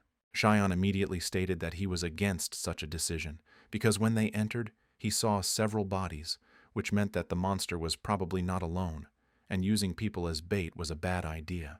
Besides, it's not necessary to use a human to check if they've stepped on a monster's tongue. The exit was about 50 feet away, and although the method was slow, it would be a mistake not to try it. After this, Cheyenne told everyone to tear any clothes they had to tie together into a long rope made from fabric. He then tied a tin can to the rope, making a sort of fishing rod to catch the monster. With this improvised tool, Cheyenne planned to reach the exit, but to do so, he needed to hurry. As a result, it took them almost an hour just to gather everyone in one place. And after everyone had gathered, they began to look for a way out, and in 3 whole hours they managed to take only 10 steps. Of course, this way of getting out of this minefield was too long, but the guys had no other choice. Meanwhile, wind was blowing into the building through the broken windows. It was becoming unbearably cold, and some of the boys were falling off their feet. The monster did not forgive such mistakes, devouring the body in an instant. Moreover, there were many more alligator snapping turtles than the boys expected, and the cold was also becoming a problem. However, there were still about 20 feet to the exit, meaning the escape could take another couple of hours. However, it was getting even colder at night, and most of them were already at their limit and could fall at any moment. The situation was critical, and Jae-hee asked Shion to at least let her try to fight the monster. Jae-hee noted that without the artifact's abilities she wouldn't be able to do more, but the others couldn't stay here either. At that moment, Shion asked her to stop, saying that he seemed to have thought of another way to escape. After all, it would be possible to use not only food for turtles as bait, but perhaps it would be possible to attract snow nepenthes here with the help of shiny lightning. He asked Jae-hee if the snow nepenthes could reach the 4th floor, and she replied that they definitely could. Shion asked Jae-hee to throw lightning bolts towards the window after he broke it. Then, telling everyone to duck and get ready, Shion threw the baited rod out the window, hoping that the plan would work. His guess turned out to be correct. He actually managed to attract the snow nepenthes vines to the 4th floor. Now it was not a battle between people and a monster, but between 2 monsters. In addition, it was possible to reveal the location of the opponents, and there were only 2 of them. Seeing the opening in the window, Shion jumped in first and shouted for the others to follow him, but he forgot one thing. He jumped from the 4th floor, expecting to fall into the snow and be almost unharmed, but there were snow nepenthes below. Jae-hee jumped after him and deftly dealt with the monster's vines. After that, the rest of the guys jumped down as well, and Jung-jun was amazed at Shion's intelligence, saying that everyone owed him their lives. At this time, a search party from another group was watching them, surprised at how they managed to get out, especially the young man who jumped out first. They reported this amazing incident to their leader, saying that they had found an interesting young man near the Manhwa police. The leader of the search party of the Donghak Guild, the first guild in Anyang, was Suin Lee, and upon hearing about the young man, she ordered that the queen be informed first. The Donghak Guild was different from Shion and Jae-hee's group, as they even managed to tame the Tuntuns to move around. The first guild, Donghak's base, was located in Anyang City Hall, which was indeed a great place for a headquarters. However, the guild itself was quite strange, and they also managed to capture Sebom. The monarch of the first Donghak Guild was Park Jisoo, who was known for her rather strange character. Meanwhile, the reconnaissance team returned, and Jisoo was surprised that they were so early, asking Lee if they found a group of handsome prisoners. Lai replied that that wasn't the case, and a couple of days ago they spotted police from Manhwa investigating the first street of Anyang. She added that since this territory was on the border of Donghak and Manghak, they were going to attack them when they crossed. But today, they saw who was commanding them: a young man and a girl whom they had not met before. Lee noted that their abilities seemed above average, and the young man also turned out to be quite handsome. Jisoo said that this was all interesting, of course, but first they needed to set an example by ordering all the captured Manhak police officers to be executed and their bodies sent back. At this point, the guy who was ordered to carry Sebom began to beg for mercy, saying that the previous incident was the fault of their squad leader. Jisoo replied that she knew about it, and although she had nothing against such a small fry, he would still have to die since he violated the edict. The thing is, the first Donghak Guild had issued an edict prohibiting the mention of the queen's name, and when the boy begged for forgiveness, he accidentally called her by name, which was punishable by death. He began to apologize and beg again, calling her queen and vowing to do everything for her. However, Jisoo did not change her mind, finding the situation funny. The police officers who had previously ignored her were now begging for mercy. Jisoo thought the new world was wonderful because now everything could be achieved with just force. But Sebom was more interested in what was happening to his sister now. Jisoo said that if she had been brought along with him, she would most likely have been sent to work somewhere in Donghak. She added that if Sebom wanted to see his sister, he just had to follow her orders. Although Jisoo was cruel, she showed kindness to those she considered cute, and that was Sebom for her. Moreover, according to the edict, all members of the guild were obliged to obey the orders of the monarch. Otherwise, they faced the death penalty. Realizing that he didn't want to die and dreamed of meeting his sister, Sebom had no choice but to obey Jisoo. Meanwhile, Jisoo also ordered Lee to execute the captured police officers and send their heads back to Manhak Station. Meanwhile, the reconnaissance group, which barely managed to survive, finally returned from the sortie. The guys from the area were already waiting to see what Chongjun and his squad had found this time. In fact, everything that was obtained was only possible thanks to Cheyenne and Jaehee.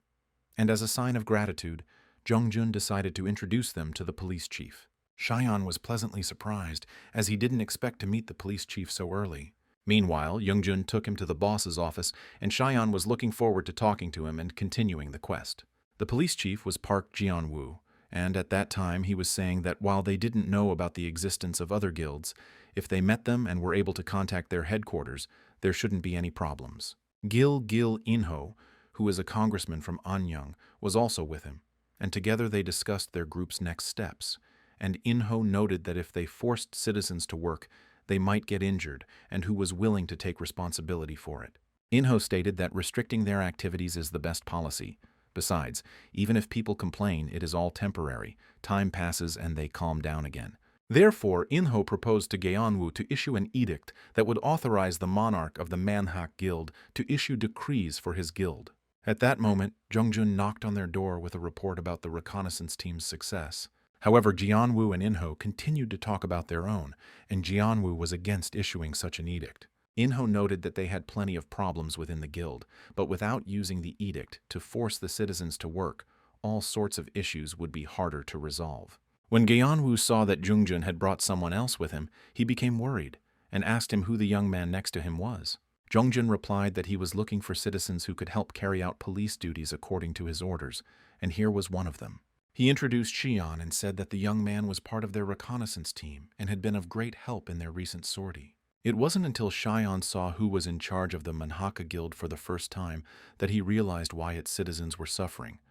The upper management needed someone to take the blame when things went wrong. Meanwhile, Jungjun stated that Shion has excellent skills and leadership qualities, so he is willing to vouch for him as their civil administrator. Jeonwoo was quite surprised because at first glance Shion seemed too young for such a role, and besides, he was only 20 years old. Shion also told them that he dropped out of school and worked at a construction site before coming to the New World. Inho was not delighted by this because he thought that the young man was a student and perhaps had some gifted knowledge, but he dropped out of school and worked in construction. Inho also noted that they are currently in a crisis with hundreds of people evacuated, and in order to be an administrator, Xian needs to have many skills such as accounting and logistics. So he didn't quite understand why Jung-jun was trying to recommend a young man without any special skills, because if he worked in construction, he would be better off shoveling snow.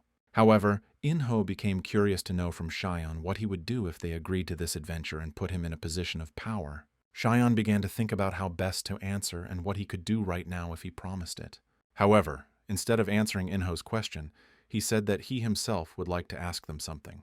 After all, as they said, the guild was currently in an unprecedented crisis, so Xian asked them if there was any reason to neglect civilians by ineffectively using only the police. Jianwu responded to Xian that it was about controlling the situation during a crisis based on police guidance, and they were also an organization governed by government policy. Inho also said that the young man probably didn't understand, but even they couldn't order citizens to do whatever they wanted. Xian was once again convinced that neither Geonwoo nor Inho wanted to take responsibility for what they had done, because they believed that the world would return to normal and did not want anyone to have questions for them. He noted that the smartest thing to do is to wait for an official response from the government, and they, like the police, should follow its guidance. However, there is not much time left, and Inho and Geonwoo probably understand this very well. After all, it is enough to look at the food to understand that they have big problems, and simply staying in the city, they will not last long, at best a month or two. Xian also noted that no matter what powers and wealth they had before, it no longer meant anything now. It doesn't matter now whether you have accounting or logistics skills, because people around you are dying of cold and hunger. In this situation, the ability to find and return what is most needed is much more important. The young man also understands that it is difficult for them to immediately believe that he can be a worthy civil administrator, but nevertheless he is ready to prove his worth. And in response to their question about what he could do, Xian stated that he was ready to take responsibility instead of the police. Such serious statements interested Inho, as well as the fact that Xian said that his success depended on how much authority he was given. Besides, it also made Inho and Geonwoo laugh, because these words were similar to what Geonwoo himself had said before. Meanwhile, Inho said that Xian was right. People like them who have things to do are bound by numerous rules and are under surveillance, and it seems like the boy can see right through them. That's why they considered Xian a real rare find, and Geonwoo was already about to issue a decree appointing the young man. Afterwards, Xian was appointed as the administrator of the first Manhack Guild, whose authority extends to all members of the guild except for police officers or VIPs. Xian was also surprised that the monarchs in the second round were able to impose penalties for failure to comply with the edict. Inho also approached him and gave him his first task, to get rid of the cold.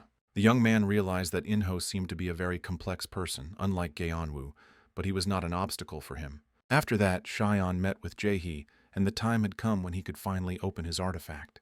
The artifact was a Class F sphere with the transportation skill, and to make the artifact appear, all you had to do was say, "Activate." After this, Xian's artifact activated and 3 glowing spheres appeared. Meanwhile, Jae-hee explained to him that each artifact has its own class, and although his artifact is classified as F, the worst, it is an evolutionary type, so it is not so bad. These types of artifacts move and develop according to the owner's thoughts, so in order to use the artifact correctly, it is necessary to train. Moreover, the artifact requires 2 basic skills, the first of which is imagination, but it is not enough to just think about it, you need to use all your senses. And the second is mental toughness, but this concept is different from the concept of willpower. This determines the amount of time the owner can use their artifact, and it takes a lot of training to develop this sensory concept. This was also the reason why Jae-hee herself couldn't use her artifact for a long time. Meanwhile, Xian asked what she meant by artifact training, and she explained it. Jae-hee was surprised because, just like in her previous life, Xian was a fairly quick learner. Since there were no problems with mastering the artifact, Jae-hee suggested moving on to another topic, his appointment as an administrator and the fact that he now had an office. Moreover, he even had his own personal secretary, Kim Soo-kyung, who was also a policeman. Meanwhile, Xian had already managed to assign him his first task, to collect the names of everyone who possessed engineering skills. Xian noted that since the first thing he was asked to do was get rid of the cold, it was necessary to recreate the boiler room. One of the engineers was Lee Jong-chul, 53, a boiler technician, and he didn't understand why they were assembled, but Soo-kyung promised to explain later. However, this approach did not please Chon-chol, The young man gathered everyone, but did not explain anything. Was it only because he was the main one? And his first impression of Cheyenne was not the best. He considered him to be the same as the police chief. Once everyone had gathered, Cheyenne finally explained that their task was to build a boiler room. But upon hearing this, Zhongchul interrupted him and declared that he would not even begin. He also asked if Cheyenne thought there was any gas or electricity left in this world, and how he was going to start the boiler anyway. Besides, even if they find electricity, there are only a few radiators in the area, which is not enough to heat the room. Cheyenne explained that there is no need to heat the entire building. It is enough to heat only the living floors. Zhongchul was even more surprised. According to Xian, he wanted to demolish the concrete floor, but there was no suitable equipment. Cheyenne replied that nothing would have to be demolished, but that the boiler would instead be installed above ground using the chimneys of nearby buildings. This type of work suited Zhongchul better, but the real problem remained with the heating and pumps. To start the heating, it was necessary to heat the water and pump it through the system. However, doing this without electricity is extremely difficult, and Cheyenne was going to solve this problem with manpower. He noted that people could be forced to melt snow and keep the fire going, then direct the heat through chimneys to each floor, doing without electricity. Zhongchul noted that a lot of people would be needed to operate the boiler room, and Cheyenne assured that even if it was 100 people, everything would work. In any case, everyone will have to make an effort because no one wants to freeze. However, there were still details, because they would use hot water for heating, and the steam would need to be properly regulated. Moreover, it would be impossible to carry out such a plan without the help of engineers, so Cheyenne bowed his head and asked them for help. At that moment, Zhongchul remembered how Geonwoo and Inho had come with a similar request before, but they had looked scared. But Xian turned out to be completely different because he really wanted to solve the problem. As a result, the engineers agreed to help because their own lives depended on it. Afterwards, Cheyenne asked Sukyung if there was anyone among the prisoners who could work, and he offered to take a look for himself. As soon as they entered the cells, there was a noise. The prisoners were shouting with requests to be released. However, among all of them, Cheyenne could not find anyone truly worthy. After searching several cells, a man with a strong build appeared. It was Choi Myung-jun, 29, the former second-in-command of the Black Dragon Gang. Cheyenne approached him and asked if he was confident in his abilities, after which he laughed. Suddenly, he grabbed him by the bars and he actually had enough strength to shake the cell. Myung-jun asked if he would be released just because he was pumped up. Cheyenne replied that he would release him if he agreed to cooperate. The young man wanted to assemble two groups, engineers to ensure survival and a boiler room, and the second group are fighters who can protect against monsters and people. But Myung-jun refused, saying that he does not work with those who are weaker than him. Cheyenne replied that it was no problem since they already had someone stronger, and asked if he had no reason to leave. After all, unlike the other prisoners, Myung-jun looked strong and kept his shape, and could have strangled him long ago. But he didn't do it. That's why Cheyenne gave him a choice, to go out and cooperate or stay here until the end. There was time to think until the next day. There would be no second chance. After that, Cheyenne went around all the floors to assess the situation, and strangely enough, it turned out to be critical. The temperature dropped every day, but at least we managed to ease the food situation a little. Cheyenne also instructed Sukyung to make a list of everyone who was able to work, regardless of age or gender, by the morning. Sugyeon was in a slight shock, because he had to visit about 800 people in one day. Returning to the police chief's office, Cheyenne noticed that everything was as before. The higher-ups continued to live happily ever after. Meanwhile, Cheyenne came to them to report on his plans. He soon intends to solve the temperature problem by building a boiler room. He warned Jeonwoo and Inho that public access to certain areas would have to be restricted during construction because the risk of damage was too great. Plus, he needs help moving an entire floor of people, and he'd like permission to use the police to do that. Meanwhile, one of the top brass sitting next to Inho asked if it wasn't too much to set up a boiler for the people, and if they couldn't stand a little cold. Of course, the cold wasn't a problem for them, since there was a small heater in Geonwoo's office. However, Inho replied that they had nothing to worry about, as their skilled administrator knew what he was doing, and he would take full responsibility. In the end, Cheyenne received permission, but what struck him most was the deliberate inaction of the top brass. While the rest suffered, they sat in the warmth, drinking and eating food. The next day, Sugyeong, at Cheyenne's request, gathered everyone who was able to work, and out of 856 citizens, 410 were able to work, which was more than enough to build a boiler house. Meanwhile, Cheyenne also instructed Sukyung to create a table of all 856 citizens to track their work status by date, preferably taking into account the work criteria. Sukyung never ceased to be surprised by Cheyenne's new requests, because each of them required a colossal amount of time. After this, Cheyenne came out to the people and announced the start of construction of the boiler house, asking everyone to make every effort for the common cause. However, few people appreciated such a harsh statement, because many wanted the police to do everything, and building a boiler house takes a lot of time. Cheyenne expected this kind of reaction, so he tried to convince the people to take up the task, since their own survival depended on it. He put down a bottle of soju, explaining that its freezing point was 0 degrees Fahrenheit, and at this rate of cold, it would freeze in just 2 weeks. In simple terms, they may not wake up in 2 weeks, so they will have to use all their manpower to prevent this. Cheyenne also told everyone that he was looking for his younger brother, and until he found him, he was obliged to stay alive, no matter what. He was sure that everyone had a reason to live, so he asked for help from everyone, because only together they could overcome these trials. His speech inspired people, and they realized that sitting idle meant slowly and surely waiting for death. At that moment, a spark of hope lit up in their hearts, and they all declared as one that they were ready to work for salvation. At that moment, Jaehee began to notice how Cheyenne was becoming more and more like himself from his past life. Ever since Cheyenne announced the construction of the boiler house, people have been looking for pipes all over the city. Meanwhile, at the police station, teams led by engineers began to gradually assemble the boiler. While the others were working hard, In-ho and Gaeon-woo just watched, as if they had come up with the idea themselves. A week had passed since the start of the work, and according to Chonchol's calculations, the boiler should be ready next week. But suddenly the unexpected happened.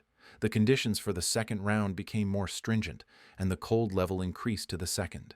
An administrator appeared, calling herself a weather forecaster, and announced that the temperature in Anyang was -4 degrees Fahrenheit. She didn't stop there and warned that tomorrow the temperature could drop to -30. After this, the winter became even more unbearable, and it took people time to complete the construction of the cauldron. Because of the cold, many people had difficulty standing on their feet, especially children, who froze and lost consciousness.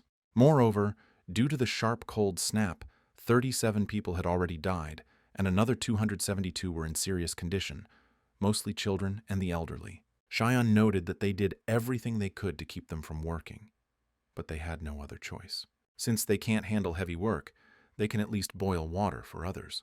In addition, if they were near the fires, they would become warmer, and Cheyenne wanted to arrange for the distribution of boiled water to the workers. As for those working outside, they needed to be protected from the icy wind. They simply had no other option but to dig shelters in the snow for temporary rest. These were extremely difficult times, but all this was necessary in order to complete the construction of the boiler. In addition, in order to somehow speed up the process, Chonchul suggested simplifying the assembly of the connections. Meanwhile, Myungjun made a choice to join Xi'an's team and was surprised by how skillfully the young man manages people. However, he put forward a condition: to receive 1 pack of cigarettes a day, otherwise his help could be forgotten. Xi'an agreed and released him, warning him that the slightest misbehavior would send him back to his cell. In fact, Myungjun had no intention of obeying Xi'an at all, but wanted to run away with the cigarettes. Meanwhile, 3 days had passed, and the construction of the boiler house was already nearing completion. As a result, the boiler room was ready, and all that was left was to start it up, hoping that everything would go without incident. After this, people were finally able to forget about the bitter cold, because they had a place to warm up. This really made the residents happy, and everyone remembered those they had lost due to the cold or who had left the area. In-ho and Gaeon-woo also came to watch the general success, as if they themselves had a hand in it.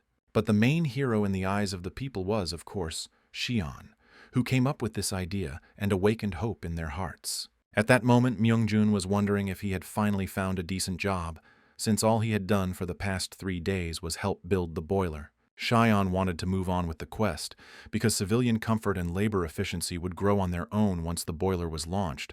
All that was left was to establish food production.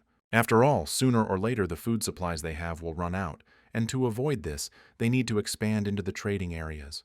But this required a completely different approach, and Xi'an's next target was Anyang Station. However, this station was quite unsafe, so it was worth preparing properly before heading there.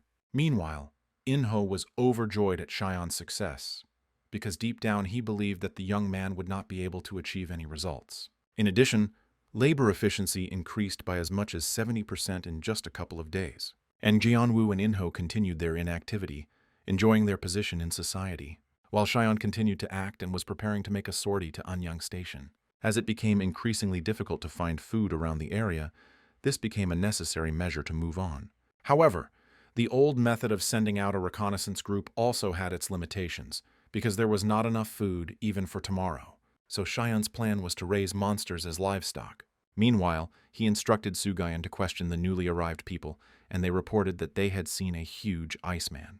Ideally, of course, small and docile animals would be best, but most likely you will have to hunt and eat them right away. And if there really is a monster that can feed hundreds of people, it's worth exploring Anyang Station and looking for food there. Other residents noted that the idea of raising monsters was not bad, but as for deer-like animals, that option seemed safer.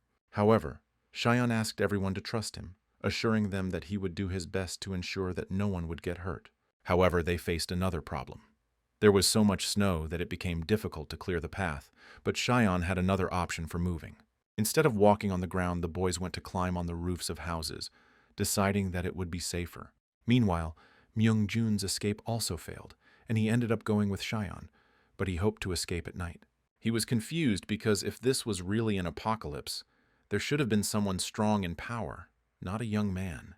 Besides, Myung-jun didn't just want to escape, he intended to find the boss of his gang, the Black Dragon, to gather the people back. At that moment, the boys saw a giant monster, which apparently had been noticed earlier by the recently arrived residents.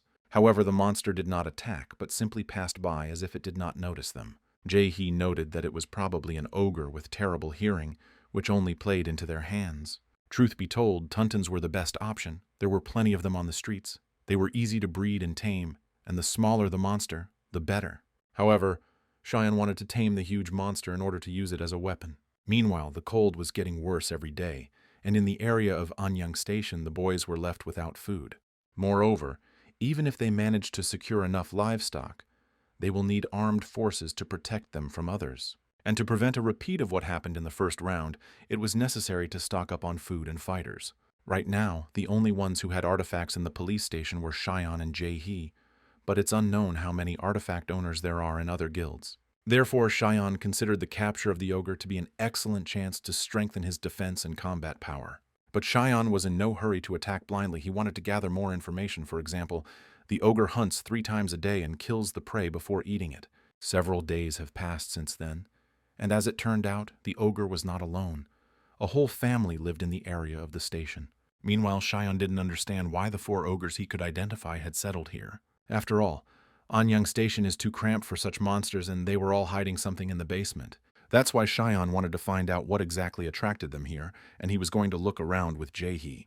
But at that moment, Myung-jun asked them to stop, and asked if they were really going to the monster's lair. Myung-jun didn't understand why Xian let him out of the cell, since he only dragged him around without explanation.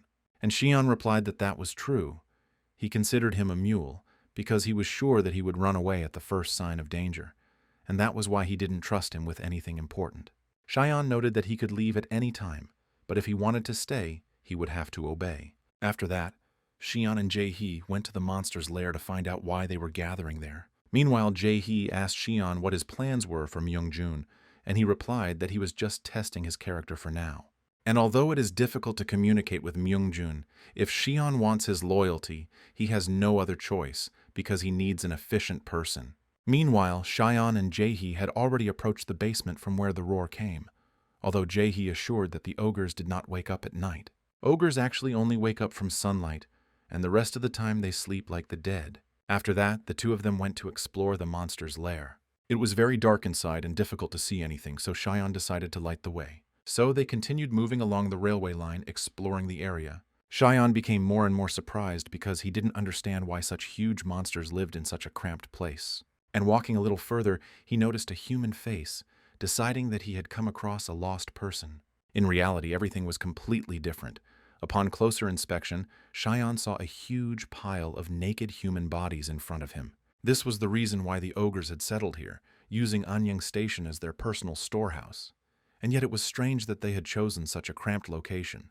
Walking further, Cheyenne noticed the bones of human bodies, and the further he and Jae-hee walked, the more bones they found. As a result, they came across a sleeping ogre who fortunately was not so easy to wake up. Moreover, Cheyenne decided to climb up the monster to see what was further. As he climbed higher, he saw that all 4 ogres he had seen earlier were here. Jae-hee also noted that the most vulnerable spot of ogres is their eyes, so it is worth paying special attention to them. Meanwhile, it was only 10 p.m.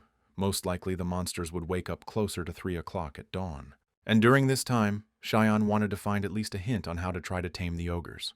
The first thing he decided to do was examine their skin, which was hard everywhere except for the area around the eyes, where it was quite soft. Besides, small cuts healed instantly, and as for the sound and pain, they didn't care. In Jae-hee's past life, ogres were just a way to get a reward, and no humans or guilds tried to tame them, so she wondered if her return had caused a different chain of events. Suddenly, a structure collapsed from the ceiling, and with it fell a pile of human bodies hidden there. In addition, the ogre suddenly began to move, and without expecting it, Cheyenne fell off of it. After that, Cheyenne saw a huge monster palm approaching him and thought that this was the end. But thanks to Jae-hee's quick reaction, serious trouble was avoided. However, the monster then hit her with part of his hand when she didn't expect it either. The blow was so strong that the bones in Jae-hee's left arm were almost shattered. However, the ogre itself never woke up, but only rolled over on its side, causing a lot of damage. Cheyenne was sure that this was definitely a reaction to something, since the movement was too fast for a simple turn, and it had become too dangerous to stay here any longer.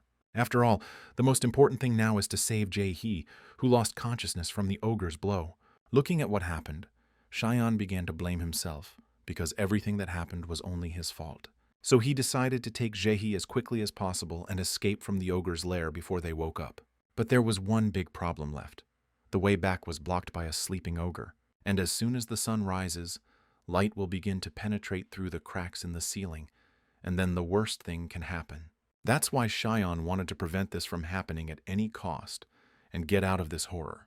However, his strength alone was not enough, and after several attempts, he was still unable to climb onto the monster while holding Jae-hee.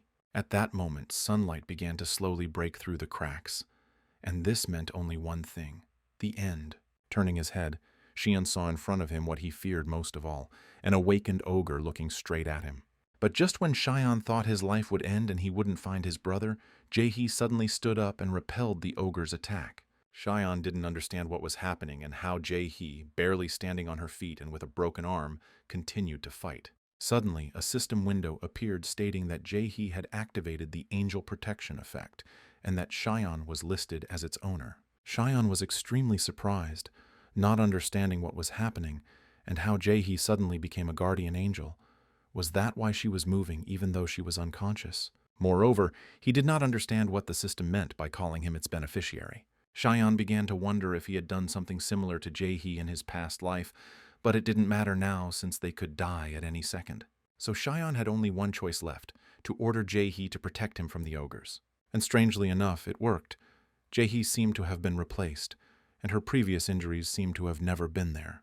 As a result, they miraculously managed to escape from the monster's lair, finding themselves on the verge of death. Jae-hee's new skills were simply astounding. Her agility, strength, and durability had increased to incredible levels. After getting out of the lair, he gave the order to Jae-hee to immediately go to the police station. But at that moment, the system reported that the limit of her guardian angel body was exhausted. After that, Jae-hee lost consciousness again, and she and Cheyenne fell down. Cheyenne woke up in the nurse's office at the police station. She told him that they were brought by a tall man, whose name seemed to be Myung-jun, who ran to the station as soon as he saw a bright flash. The nurse also noted that she and Jae-hee were recovering quite quickly, considering that they were only injured yesterday. Meanwhile, Cheyenne immediately began to look for Jae-hee, but she had not yet woken up, although she did not have any serious internal injuries, probably thanks to her artifact. Cheyenne remembered the moment when Jae-hee suddenly became his guardian angel, and wondered what kind of monarch he was in his past life if she hid her abilities. He began to wonder if he really forced Jae-hee to protect him even when she was unconscious, and if he could treat a loyal ally so mercilessly. Or maybe it was necessary in order to reach the final round of the league. However, he decided to put those thoughts aside for now until Jae-hee woke up and do other things. As soon as he opened the door to the office, he was greeted by a crowd of people, and Cheyenne never thought that so many people would be worried about him. although this was not strange because it was he who saved them from the eternal cold. Meanwhile, Soo-kyung tried to push his way through the crowd to tell Shion that he had some urgent business to attend to. As soon as Shion saw this most irreplaceable thing, he was stunned, because in front of him stood a tuntan, on whose horns were placed the heads of policemen, that very gift from the first Donghak guild. This infuriated Gyeonwoo, and he promised that Donghak would pay the highest price for this. Meanwhile, Jisoo left them a short letter thanking the Manhak police for everything they do. Shion thought at that moment that if the Donghak monarch could tame monsters, then he was definitely not stupid. This means that they have accepted the League as a new reality and have already begun preparing to destroy other guilds. After this, Shion asked Soo-kyung to urgently call a meeting with Gyeonwoo regarding the matter of taming monsters. Meanwhile, Gyeonwoo was furious and ordered a task force of police officers to be formed to arrest the criminals from Donghak. Shion tried to stop him, saying that they shouldn't give in to provocation because they don't even know what they might encounter. But Gyeonwoo did not share his opinion and declared that this was not a provocation, but a direct war from a bunch of terrorists, ordering Shion to keep quiet and do as he was told. The rest of the guys supported Gyeonwoo's idea and blindly followed him, carrying out orders. However, Shion did not listen to Gyeonwoo and decided to do everything his own way, but first carefully assessed the situation. He assumed that if their guild was declaring war so openly, it meant they had artifact users, including the monarch. This conflict could still be resolved, but Gyeonwoo was determined to resolve everything by force. Meanwhile, Myungjun was with Shion, and he was surprised that the young man possessed such a modest artifact after all his words. Myungjun tried to sneak into Donghak's territory to find out something, but he couldn't get past the snow Nepenthes. He also wanted to fulfill the agreement that Shion had proposed to him at the beginning, but the youth needed someone who would follow orders without asking questions. Myungjun stated that he was ready to take on any task and prove that his words were not empty. Shion assured him that in that case, a suitable task would soon be found that he could carry out. Meanwhile, at the site of the second guild, Ogyo, which was an intermediate territory between Donghak and Manhak, real chaos was taking place. Everyone present shouted the name Park Jisoo, and this only made Jisoo happy, calling the League wonderful. More precisely, she was happy that in the new world you can do whatever you want, saying that it is in the name of freedom, but for this you need to capture Manhak and Ogyo. Meanwhile, Gyeonwoo gathered everyone to announce that they were preparing a retaliatory war against Donghak's aggression. At the same time, many began to complain during the roll call, asking to be released back, but this was prohibited until the end of the roll call. Gyeonwoo tried to lure the rest of the citizens to fight on the side of the police station, but no one volunteered. This surprised Gyeonwoo because he was sure that in the eyes of people he was their savior, giving them food and warm shelter. So he took the drastic measure of declaring that all citizens in the police station would henceforth become part of the civil police, issuing a decree to that effect. And if anyone decides to disobey, a prison cell awaits him. Meanwhile, Shion was monitoring the progress of his special quest, and all that was left was to set up food production. He was also surprised by Gyeonwoo's new decision, because he didn't think that he would dare to do something like that. However, Shion believed that Gyeonwoo would not attack Donghak right away, and the situation turned out to his advantage to some extent, since his work was now 100% more efficient. Meanwhile, Jungchul came to him and was amazed at how abruptly Gyeonwoo's behavior had changed, since before he had always sat in his office. Jungchul noted that there was probably a way to negotiate with Donghak, but Gyeonwoo only demands obedience under the guise of justice. At the same time, he asked Shion if he himself would not like to take the place of the monarch, replacing Gyeonwoo. After all, in just a month he had already earned the respect of the majority, and would certainly have been better. But Shion replied that no, and didn't even think about it. Maybe it was still worth trusting Gyeonwoo. The next day, Gyeonwoo organized a training session for all citizens to prepare them for war. The first to join the reconnaissance group led by Chongjun were new members of the civilian police. The group consisted of 38 police officers and 283 civilians. Chongjun was surprised because all the faces were familiar to him. These people were working in the boiler room yesterday, and today they were going to prepare for war. He also remembered the first time Gyeonwoo read the letter, and Jisoo's name had already come across him in one of the cases closed by the boss. Youngjun didn't know what differences there were between Gyeonwoo and Jisoo, but he knew that with such morale, they wouldn't be able to defeat Donghak. He also wondered what Shion thought about this, since it seemed like he was busy with something too. At this time, Inho and Gyeonwoo were discussing what happened, and Inho was surprised by the police chief's abrupt actions. Inho asked him what would happen if someone was killed on reconnaissance and how they would explain it to the leadership. But Jianwu didn't listen to him, and when asked who was next to him, he replied that it was his new secretary, since the officers had a lot of work. Inko noted that it would have been possible to request special forces from headquarters and make it an official operation. To which Gyeonwoo replied that Inho was wrong to believe in the existence of the headquarters, since the old world had ended. Otherwise, according to him, why does he now behave as if he is allowed to do anything, since before he believed in the headquarters, and when he received the letter, everything became clear? Shion had also approached him earlier, telling him that he wanted to try taming ogres to make them into weapons for the guild. Then Gyeonwoo told him that he was ready to help with this, and if it would be necessary to feed people to tame the ogre, he could take anyone from the guild. Meanwhile, Jianwoo also realized that now he wouldn't have to worry about the affairs within the guild, since Shion, whom he appointed as the administrator, would take care of all of that. Therefore, from now on, he intends to live for his own pleasure, as, in his opinion, a real monarch should live, and he advised Inho to prove his worth so that his place would not be taken by someone else. Meanwhile, Jae-hee finally woke up after a long time. However, all she remembered was that she and Shion had escaped the lair alive. She was also surprised that she got injured in the second round, since she didn't go back to the past to get beaten up. And so she decided to go to Shion. When she entered his office, she was quite surprised and asked what he was doing with Myung-jun, and also made a statement. Shion asked to close the door and listen carefully, because what he was about to tell was not part of the quest. He informed Jae-hee that they were planning to overthrow Gyeonwoo, as he had previously assumed that the administrator would start a war between the major guilds like in the first round. This was the reason why Shion wanted to find Junho as soon as possible. However, now Gyeonwoo is playing into the hands of the enemy without a strategy and wants to use the people as cannon fodder. However, they can't get rid of him right now because despite the hostility, he is still the chief of police. Besides, he has much more power than they can imagine, so they need to be careful. In order to overthrow Gyeonwoo, the people's faith in the police to protect them must be completely destroyed, and by that time Shion will have established his influence. In addition, many people have already spoken out against Gyeonwoo's policies, which makes it a little easier to overthrow the government. Therefore, Myung-jun will be in charge of the police groups reporting to Gyeonwoo, the unification of the dissatisfied, and their support, while Jae-hee has to protect Shion as always, and also help him train the ogres. Also, they need to act as before so that no one suspects anything, and as soon as they get support, they will strike at Gyeonwoo. Jae-hee had anticipated this from the moment Shion said he wanted to stay at the station, but such a well-thought-out plan surprised her. Shion went to Gyeonwoo to ask for more people since they were short of labor. If Gyeonwoo gives him about 100 men, he is sure that he will be able to pave the shortest route to Anyang Station and train the ogres. Gyeonwoo didn't mind and seemed to be starting to go a little crazy. He even noted that he was wrong to doubt Shion, as he turned out to be much more hard-working than some, hinting at Inho. At that moment, Inho came to them, and Shion thought that something had happened to him, but it turned out that he was fine. Inho himself began to feel hostility towards Shion, which literally came out of nowhere. He didn't understand why Shion was looking down on him, since he had just returned from a reconnaissance mission too, and couldn't he show a little respect?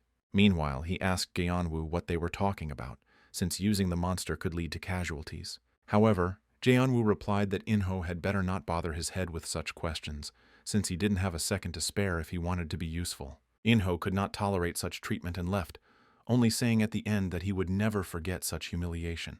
Gyeonwoo was serious about getting rid of Inho, but that would only cause him unnecessary trouble.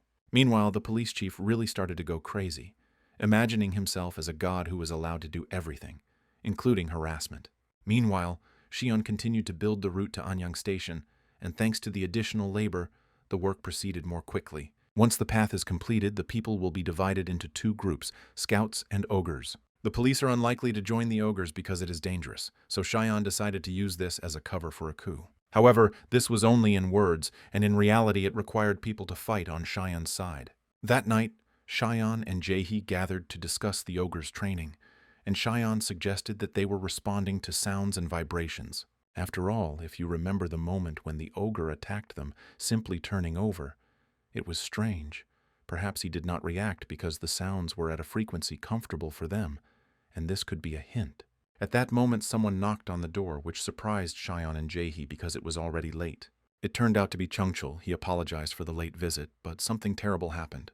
He did not reveal details, saying that everything would become clear once they got inside. Upon entering, they saw a dark-haired girl, supposedly the secretary Jason, who had been seen next to Gaeonwoo earlier. Jung Cheol said that it seemed like someone attacked her in her boss's office, and although she remained silent, there were few options as to who it could have been. He also noted that this is far from the first case, and Jason is not the only victim, so they asked Xion to intervene. Xion replied that it might be his fault and asked all the guys for help. And the next day, the construction of the route to Anyang Station was successfully completed. Meanwhile, the boys encountered an ogre that chased them non-stop in order to catch, kill, and eat them. However, as soon as they passed a certain point, the monster immediately stopped. This is because ogres have one important feature. They are extremely territorial. They tend to stick to their territory, so Xion and the others' goal was to figure out exactly where their territory began and ended, by marking with ribbons the places where they had never seen ogres, and also forced to chase them to see where they would stop, and after that Xion wanted to make the ogres fear them. And the second fact about ogres is that they will attack anyone who violates their territory. The reason for their aggression is quite simple. It's all because in their conditions they maintain a strict hierarchy. Where the strongest ogre is the center of all attention, they have a kind of rule. Whoever is stronger is right. And so, in order to show the ogres who was truly stronger, Xion came up with a plan to make them submit. He told the boys to stick shards of glass into the ogres' bodies when they fell asleep. At dawn, when the sun rises, the shards will begin to shine and thus attract the attention of the snow Nepentos. They, in turn, will attack the ogres, and they will have no chance to resist, since they will be chained to the ground. Also, based on the strange sound that Xion heard in the lair back then, and the pause before the monsters reacted to the noise, the young man was convinced that the sound acted as a stimulus for them, but that remained to be seen. Jae-hee noted that in that case, she would remain watching the ogres for now, because now that he was their alpha, if the monsters started to behave strangely, she would beat them up again. And the third fact that Xion managed to discover is that ogres are quite timid, despite their frightening appearance. That's why Xion and Jae-hee looked like demons in the flesh in their eyes. Myungjun also decided to keep up with the others because Xion had given him a special task. And to carry it out, he even formed his own special squad, a secret unit of the Manhwa police station, numbering 50 people. At the same time, Jianwoo continued to go crazy and do all sorts of strange things. He gathered everyone to announce that a truly horrific incident had occurred within the walls of their beloved police station. One of the citizens had been harassed and attacked, and he made Inko the culprit of what happened, thereby wanting to get rid of him and also to show himself in the best light in the eyes of other citizens. Of course, the blinded people believed the words of their leader and began to fiercely hate Inko, demanding that he be expelled or even killed. Inho was confused and didn't understand why the girl didn't tell everyone that it wasn't actually him, but Jianwoo. In the end, Gaeonwoo only told him that his time of influence had come to an end, and he also admitted that all this time he had irritated him because he had acted like a monarch. However, he still allows him to keep his gold congressman's badge. Perhaps he will need it to demand special treatment elsewhere. Inho was horrified and couldn't believe that Gaeonwoo had turned into such a person, or maybe he had always been like this. After this, he was sent bound to wander the snowy streets, and Inho did not lose hope that perhaps he would meet someone who would save him. But he completely forgot that he was wearing a shiny congressman's badge, and shiny objects attract snow Nepentos. However, after a few minutes, people began asking each other if the congressman was really guilty, but they were immediately dispersed by the police. Xion expected that Gaeonwoo would get rid of Inho, but he didn't think that he would be able to frame him so easily, and meanwhile he wanted to use this situation for a coup. He also asked Myungjun not to provoke anyone directly, as Gaeonwoo might issue more edicts, and they would become a big problem. Myungjun replied that everything would be fine. He would just stir the pot a little, but in such a way that no one would know. The next morning, one of the policemen burst into Gaeonwoo's office without even knocking. This took him quite by surprise, because he had previously asked not to come into his room without knocking, and in the meantime he asked what was so serious that had happened. And as soon as he saw the reason for such a sharp challenge, he was furious. He did not understand who dared to do something like this, because he does everything for the citizens, provides them with comfort and food. In addition, some people began to spread rumors that it was actually Gaeonwoo who was at fault, not Inho. Upon hearing such gossip, Gaeonwoo ordered that such people be immediately arrested and put in a prison cell. After this, he stated that any act of violence against the police would be considered a direct challenge to his authority, and if someone did not like something, they could voluntarily leave his station. However, Myung-jun was not worried about this.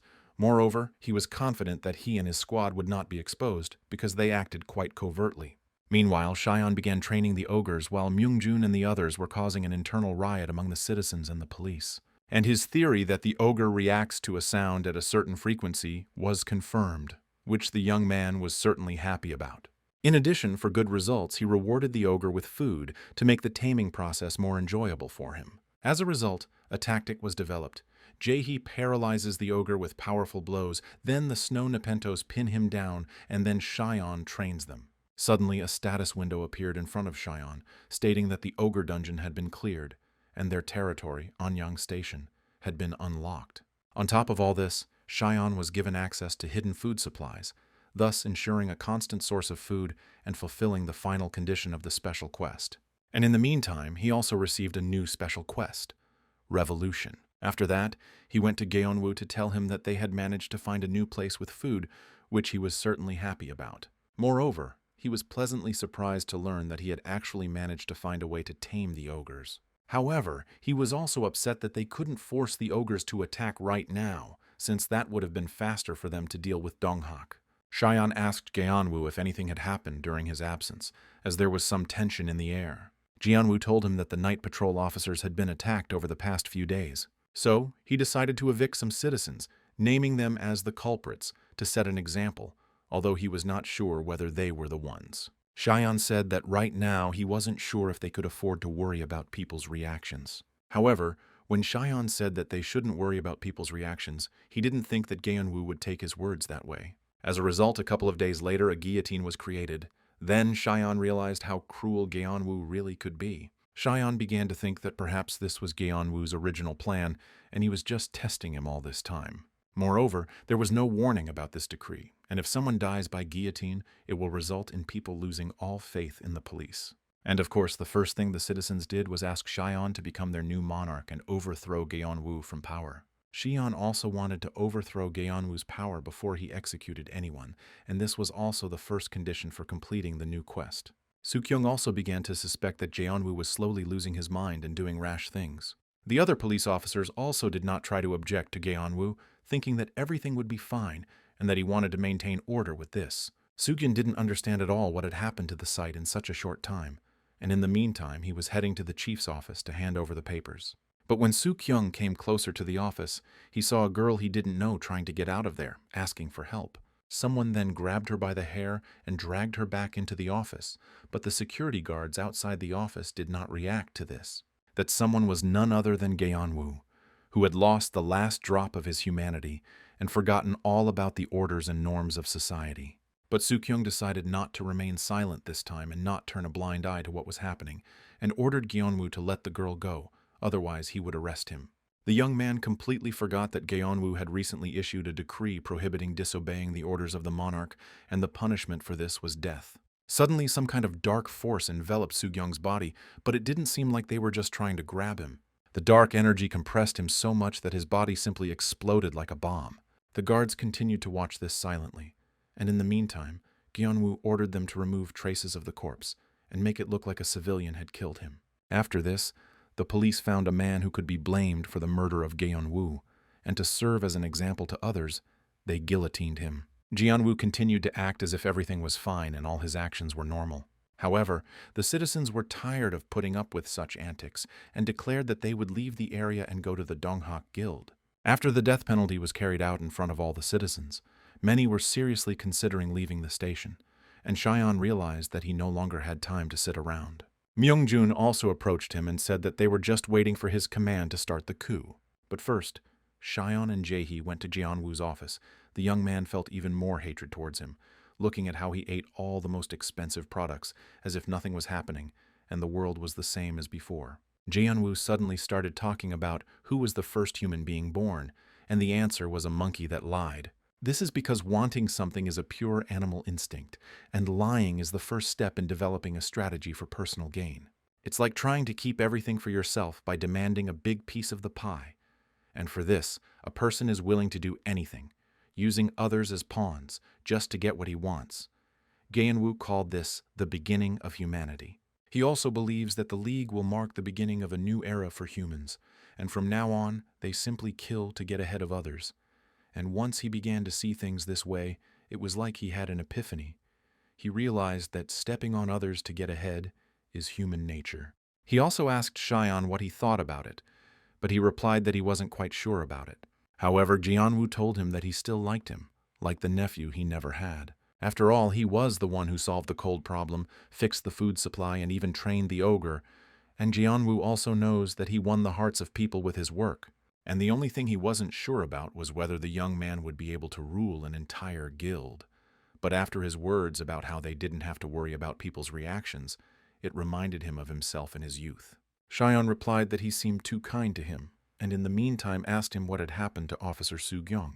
Without even trying to lie, Gyeonwoo immediately confessed that he killed him, saying that he had behaved inappropriately. Meanwhile, Gyeonwoo wanted to offer him a drink, but looking up, he saw that Xion had already finished his glass of wine. After this, Xion offered to play chess with him. The young man was unrecognizable. It was as if he had been replaced. Gyeonwoo noted that he wasn't very good at chess, and Xion told him that chess was a game of kings, so he should play with him. However, he didn't mind playing since he considered Xion his friend, but in reality he was just buying time. After all, before this, he gave the order to Myung-jun to act, so now everything depends on what he has in mind. At the same time, the police station was very quiet, and at the same time noisy. It was time for Myung-jun and his squad to show themselves. Pretending to be asleep, they waited for the right moment to attack the police. The guards never expected such a sudden attack, and Myung-jun's plan worked. Another guard squad was also sent to help them, but Myung-jun had foreseen this. He told one of the guys to stand at the exit so that when reinforcements came, he could kill everyone with a hammer. But things went a little differently. But even so, this did not mean that Myung-jun's plan had failed, because there were still quite a few guys. Meanwhile, the police did not waste time and immediately defended themselves with shields to keep them from getting close. Some of Myung-jun's squad began to doubt whether they could really stand up to trained police officers, to which he merely told them to simply follow his example. Besides, they should also not forget that these so-called police officers killed an innocent man by guillotining without much effort. So how are they any different from bandits? And we shouldn't forget that if they retreat now, they may not wake up tomorrow. That's why today the guys are fighting not against the police, but against those who have set their sights on their lives. They didn't care who was in front of them, a policeman with a gun or with a shield, because their hatred was much stronger. The police thought that they could win by using guns, but Myung-jun didn't care that the knife was stuck in his leg, because he used to be in the Black Dragon gang. Although Xion asked him not to bother the policemen unnecessarily, but only to buy time, since their target was Gaeonwoo, Myung-jun couldn't help but show who was the boss here. Meanwhile, Xion and Jaeonwoo continued to play chess, and the police chief was so drunk that he seemed like part of the board. Xion also drank enough and gradually forgot why he came to him in the first place. However, he managed to check Gaeonwoo and finish the game. After this, Jaeonwoo, as if feeling relieved, lost consciousness and fell face down on the board. Xion immediately tied him up, and Jae-hee made sure that no one else entered the office. At that moment, a man burst into the office to urgently report to Jaeonwoo about what was happening. He was surprised to see Xion tying up Gaeonwoo and Jae-hee standing next to him with the artifact activated. Xion did not explain anything, but only said that now they had a choice, to recognize the new monarch, or remain loyal to Gaeonwoo and die here and now. Everyone chose Xion without hesitation, realizing that they would not live long with Gaeonwoo. Thus, the plan to overthrow the monarch was already on the verge of success. The administrator watched everything that was happening with interest, surprised by such a sudden change in events. Suddenly, Administrator Ji approached her, saying that nothing was happening in her East Asian region and that people from above might find out about it. She replied that everything was fine, because what was happening now was what the top brass loved most. The day after the coup, there were two things left to do: remove the bodies of the dead police officers, and deal with those who served Gaeonwoo for the sake of privileges and not out of conviction. The second task was more difficult, deciding what to do with Gaeonwoo and how to take the throne of the monarch. When Gaeonwoo was brought out to the square for the sentencing, many demanded his execution. Xion asked the citizens to pay him some attention, since the future of their guild was at stake. It became clear to everyone that the old world no longer existed, and there was no point in waiting for salvation from the government. They had found their way. And now we need to continue living in the same rhythm, because it was their persistence and adaptation that allowed them to survive. But Geonwoo decided to slow their progress by building a guillotine and executing innocents on trumped-up charges. Therefore, Manhaku needs a new monarch, and Shion, taking this position, will establish a new order. These words lit a spark of hope in the hearts of the citizens, and they were glad that they now had a different leader. Meanwhile, Jae-hee changed her hairstyle, preparing for new fights, because the real league was just beginning. Suddenly, the administrator appeared and reminded that the title of monarch could only be obtained by killing the previous one. Shion was surprised and asked if they were just using the rules as an excuse to kill. The administrator said that since he had come so far in 6 months, she would give him a chance. It was a chance to become a monarch in a democratic way. All citizens had a system window in which they could vote for or against, and 90% of the votes were needed. The voting began immediately, and the administrator awaited the result with interest. Before Kay went to the people, Jay remarked that it seemed like he had met Shion before. At the same time, Kay was thinking about how to make the second round even more brutal. However, Jay noticed that the young man named Shion was trying to avoid any violence. He already had a chance to kill the monarch and take the throne, but he did not do it, and did not even mention execution. Jay wondered if Kay was wasting her time, but she assured him that he was unique. However, the elite wanted Kay to prove that he was worthy of being monarch. While she was carrying out the order, she made fun of him a little, but he showed himself worthy. As a result of the vote, all 851 people voted for Shion, and he became the new monarch of Manhaka. Soon he received many letters from other monarchs interested in the cauldron and other solutions. Shion was surprised and asked Kay what all this meant and what it meant to be a monarch. She said she would answer all the questions, but first she wanted to know why he didn't kill Geonwoo. Shion replied that the execution would not change anything, but he knew how Geonwoo could still be useful. He ended up sending Geonwoo as a gift to Jisoo from the Donghak Guild, and she was genuinely happy. So Jisoo decided that she could postpone the attack on Manhak for now. About half a year has passed since Geonwoo was overthrown and Shion became the monarch. During this time, much has changed. Trade began, and the problem with food disappeared. Ogres also ceased to be bloodthirsty monsters in the eyes of others, turning into a means of transportation. Jae-hee continued to train hard and greatly improved her skills, reaching S rank. Shion also tried to keep up with her, but so far he was only able to reach D rank. But he needed to succeed in training, because the long-awaited war between the guilds would soon begin.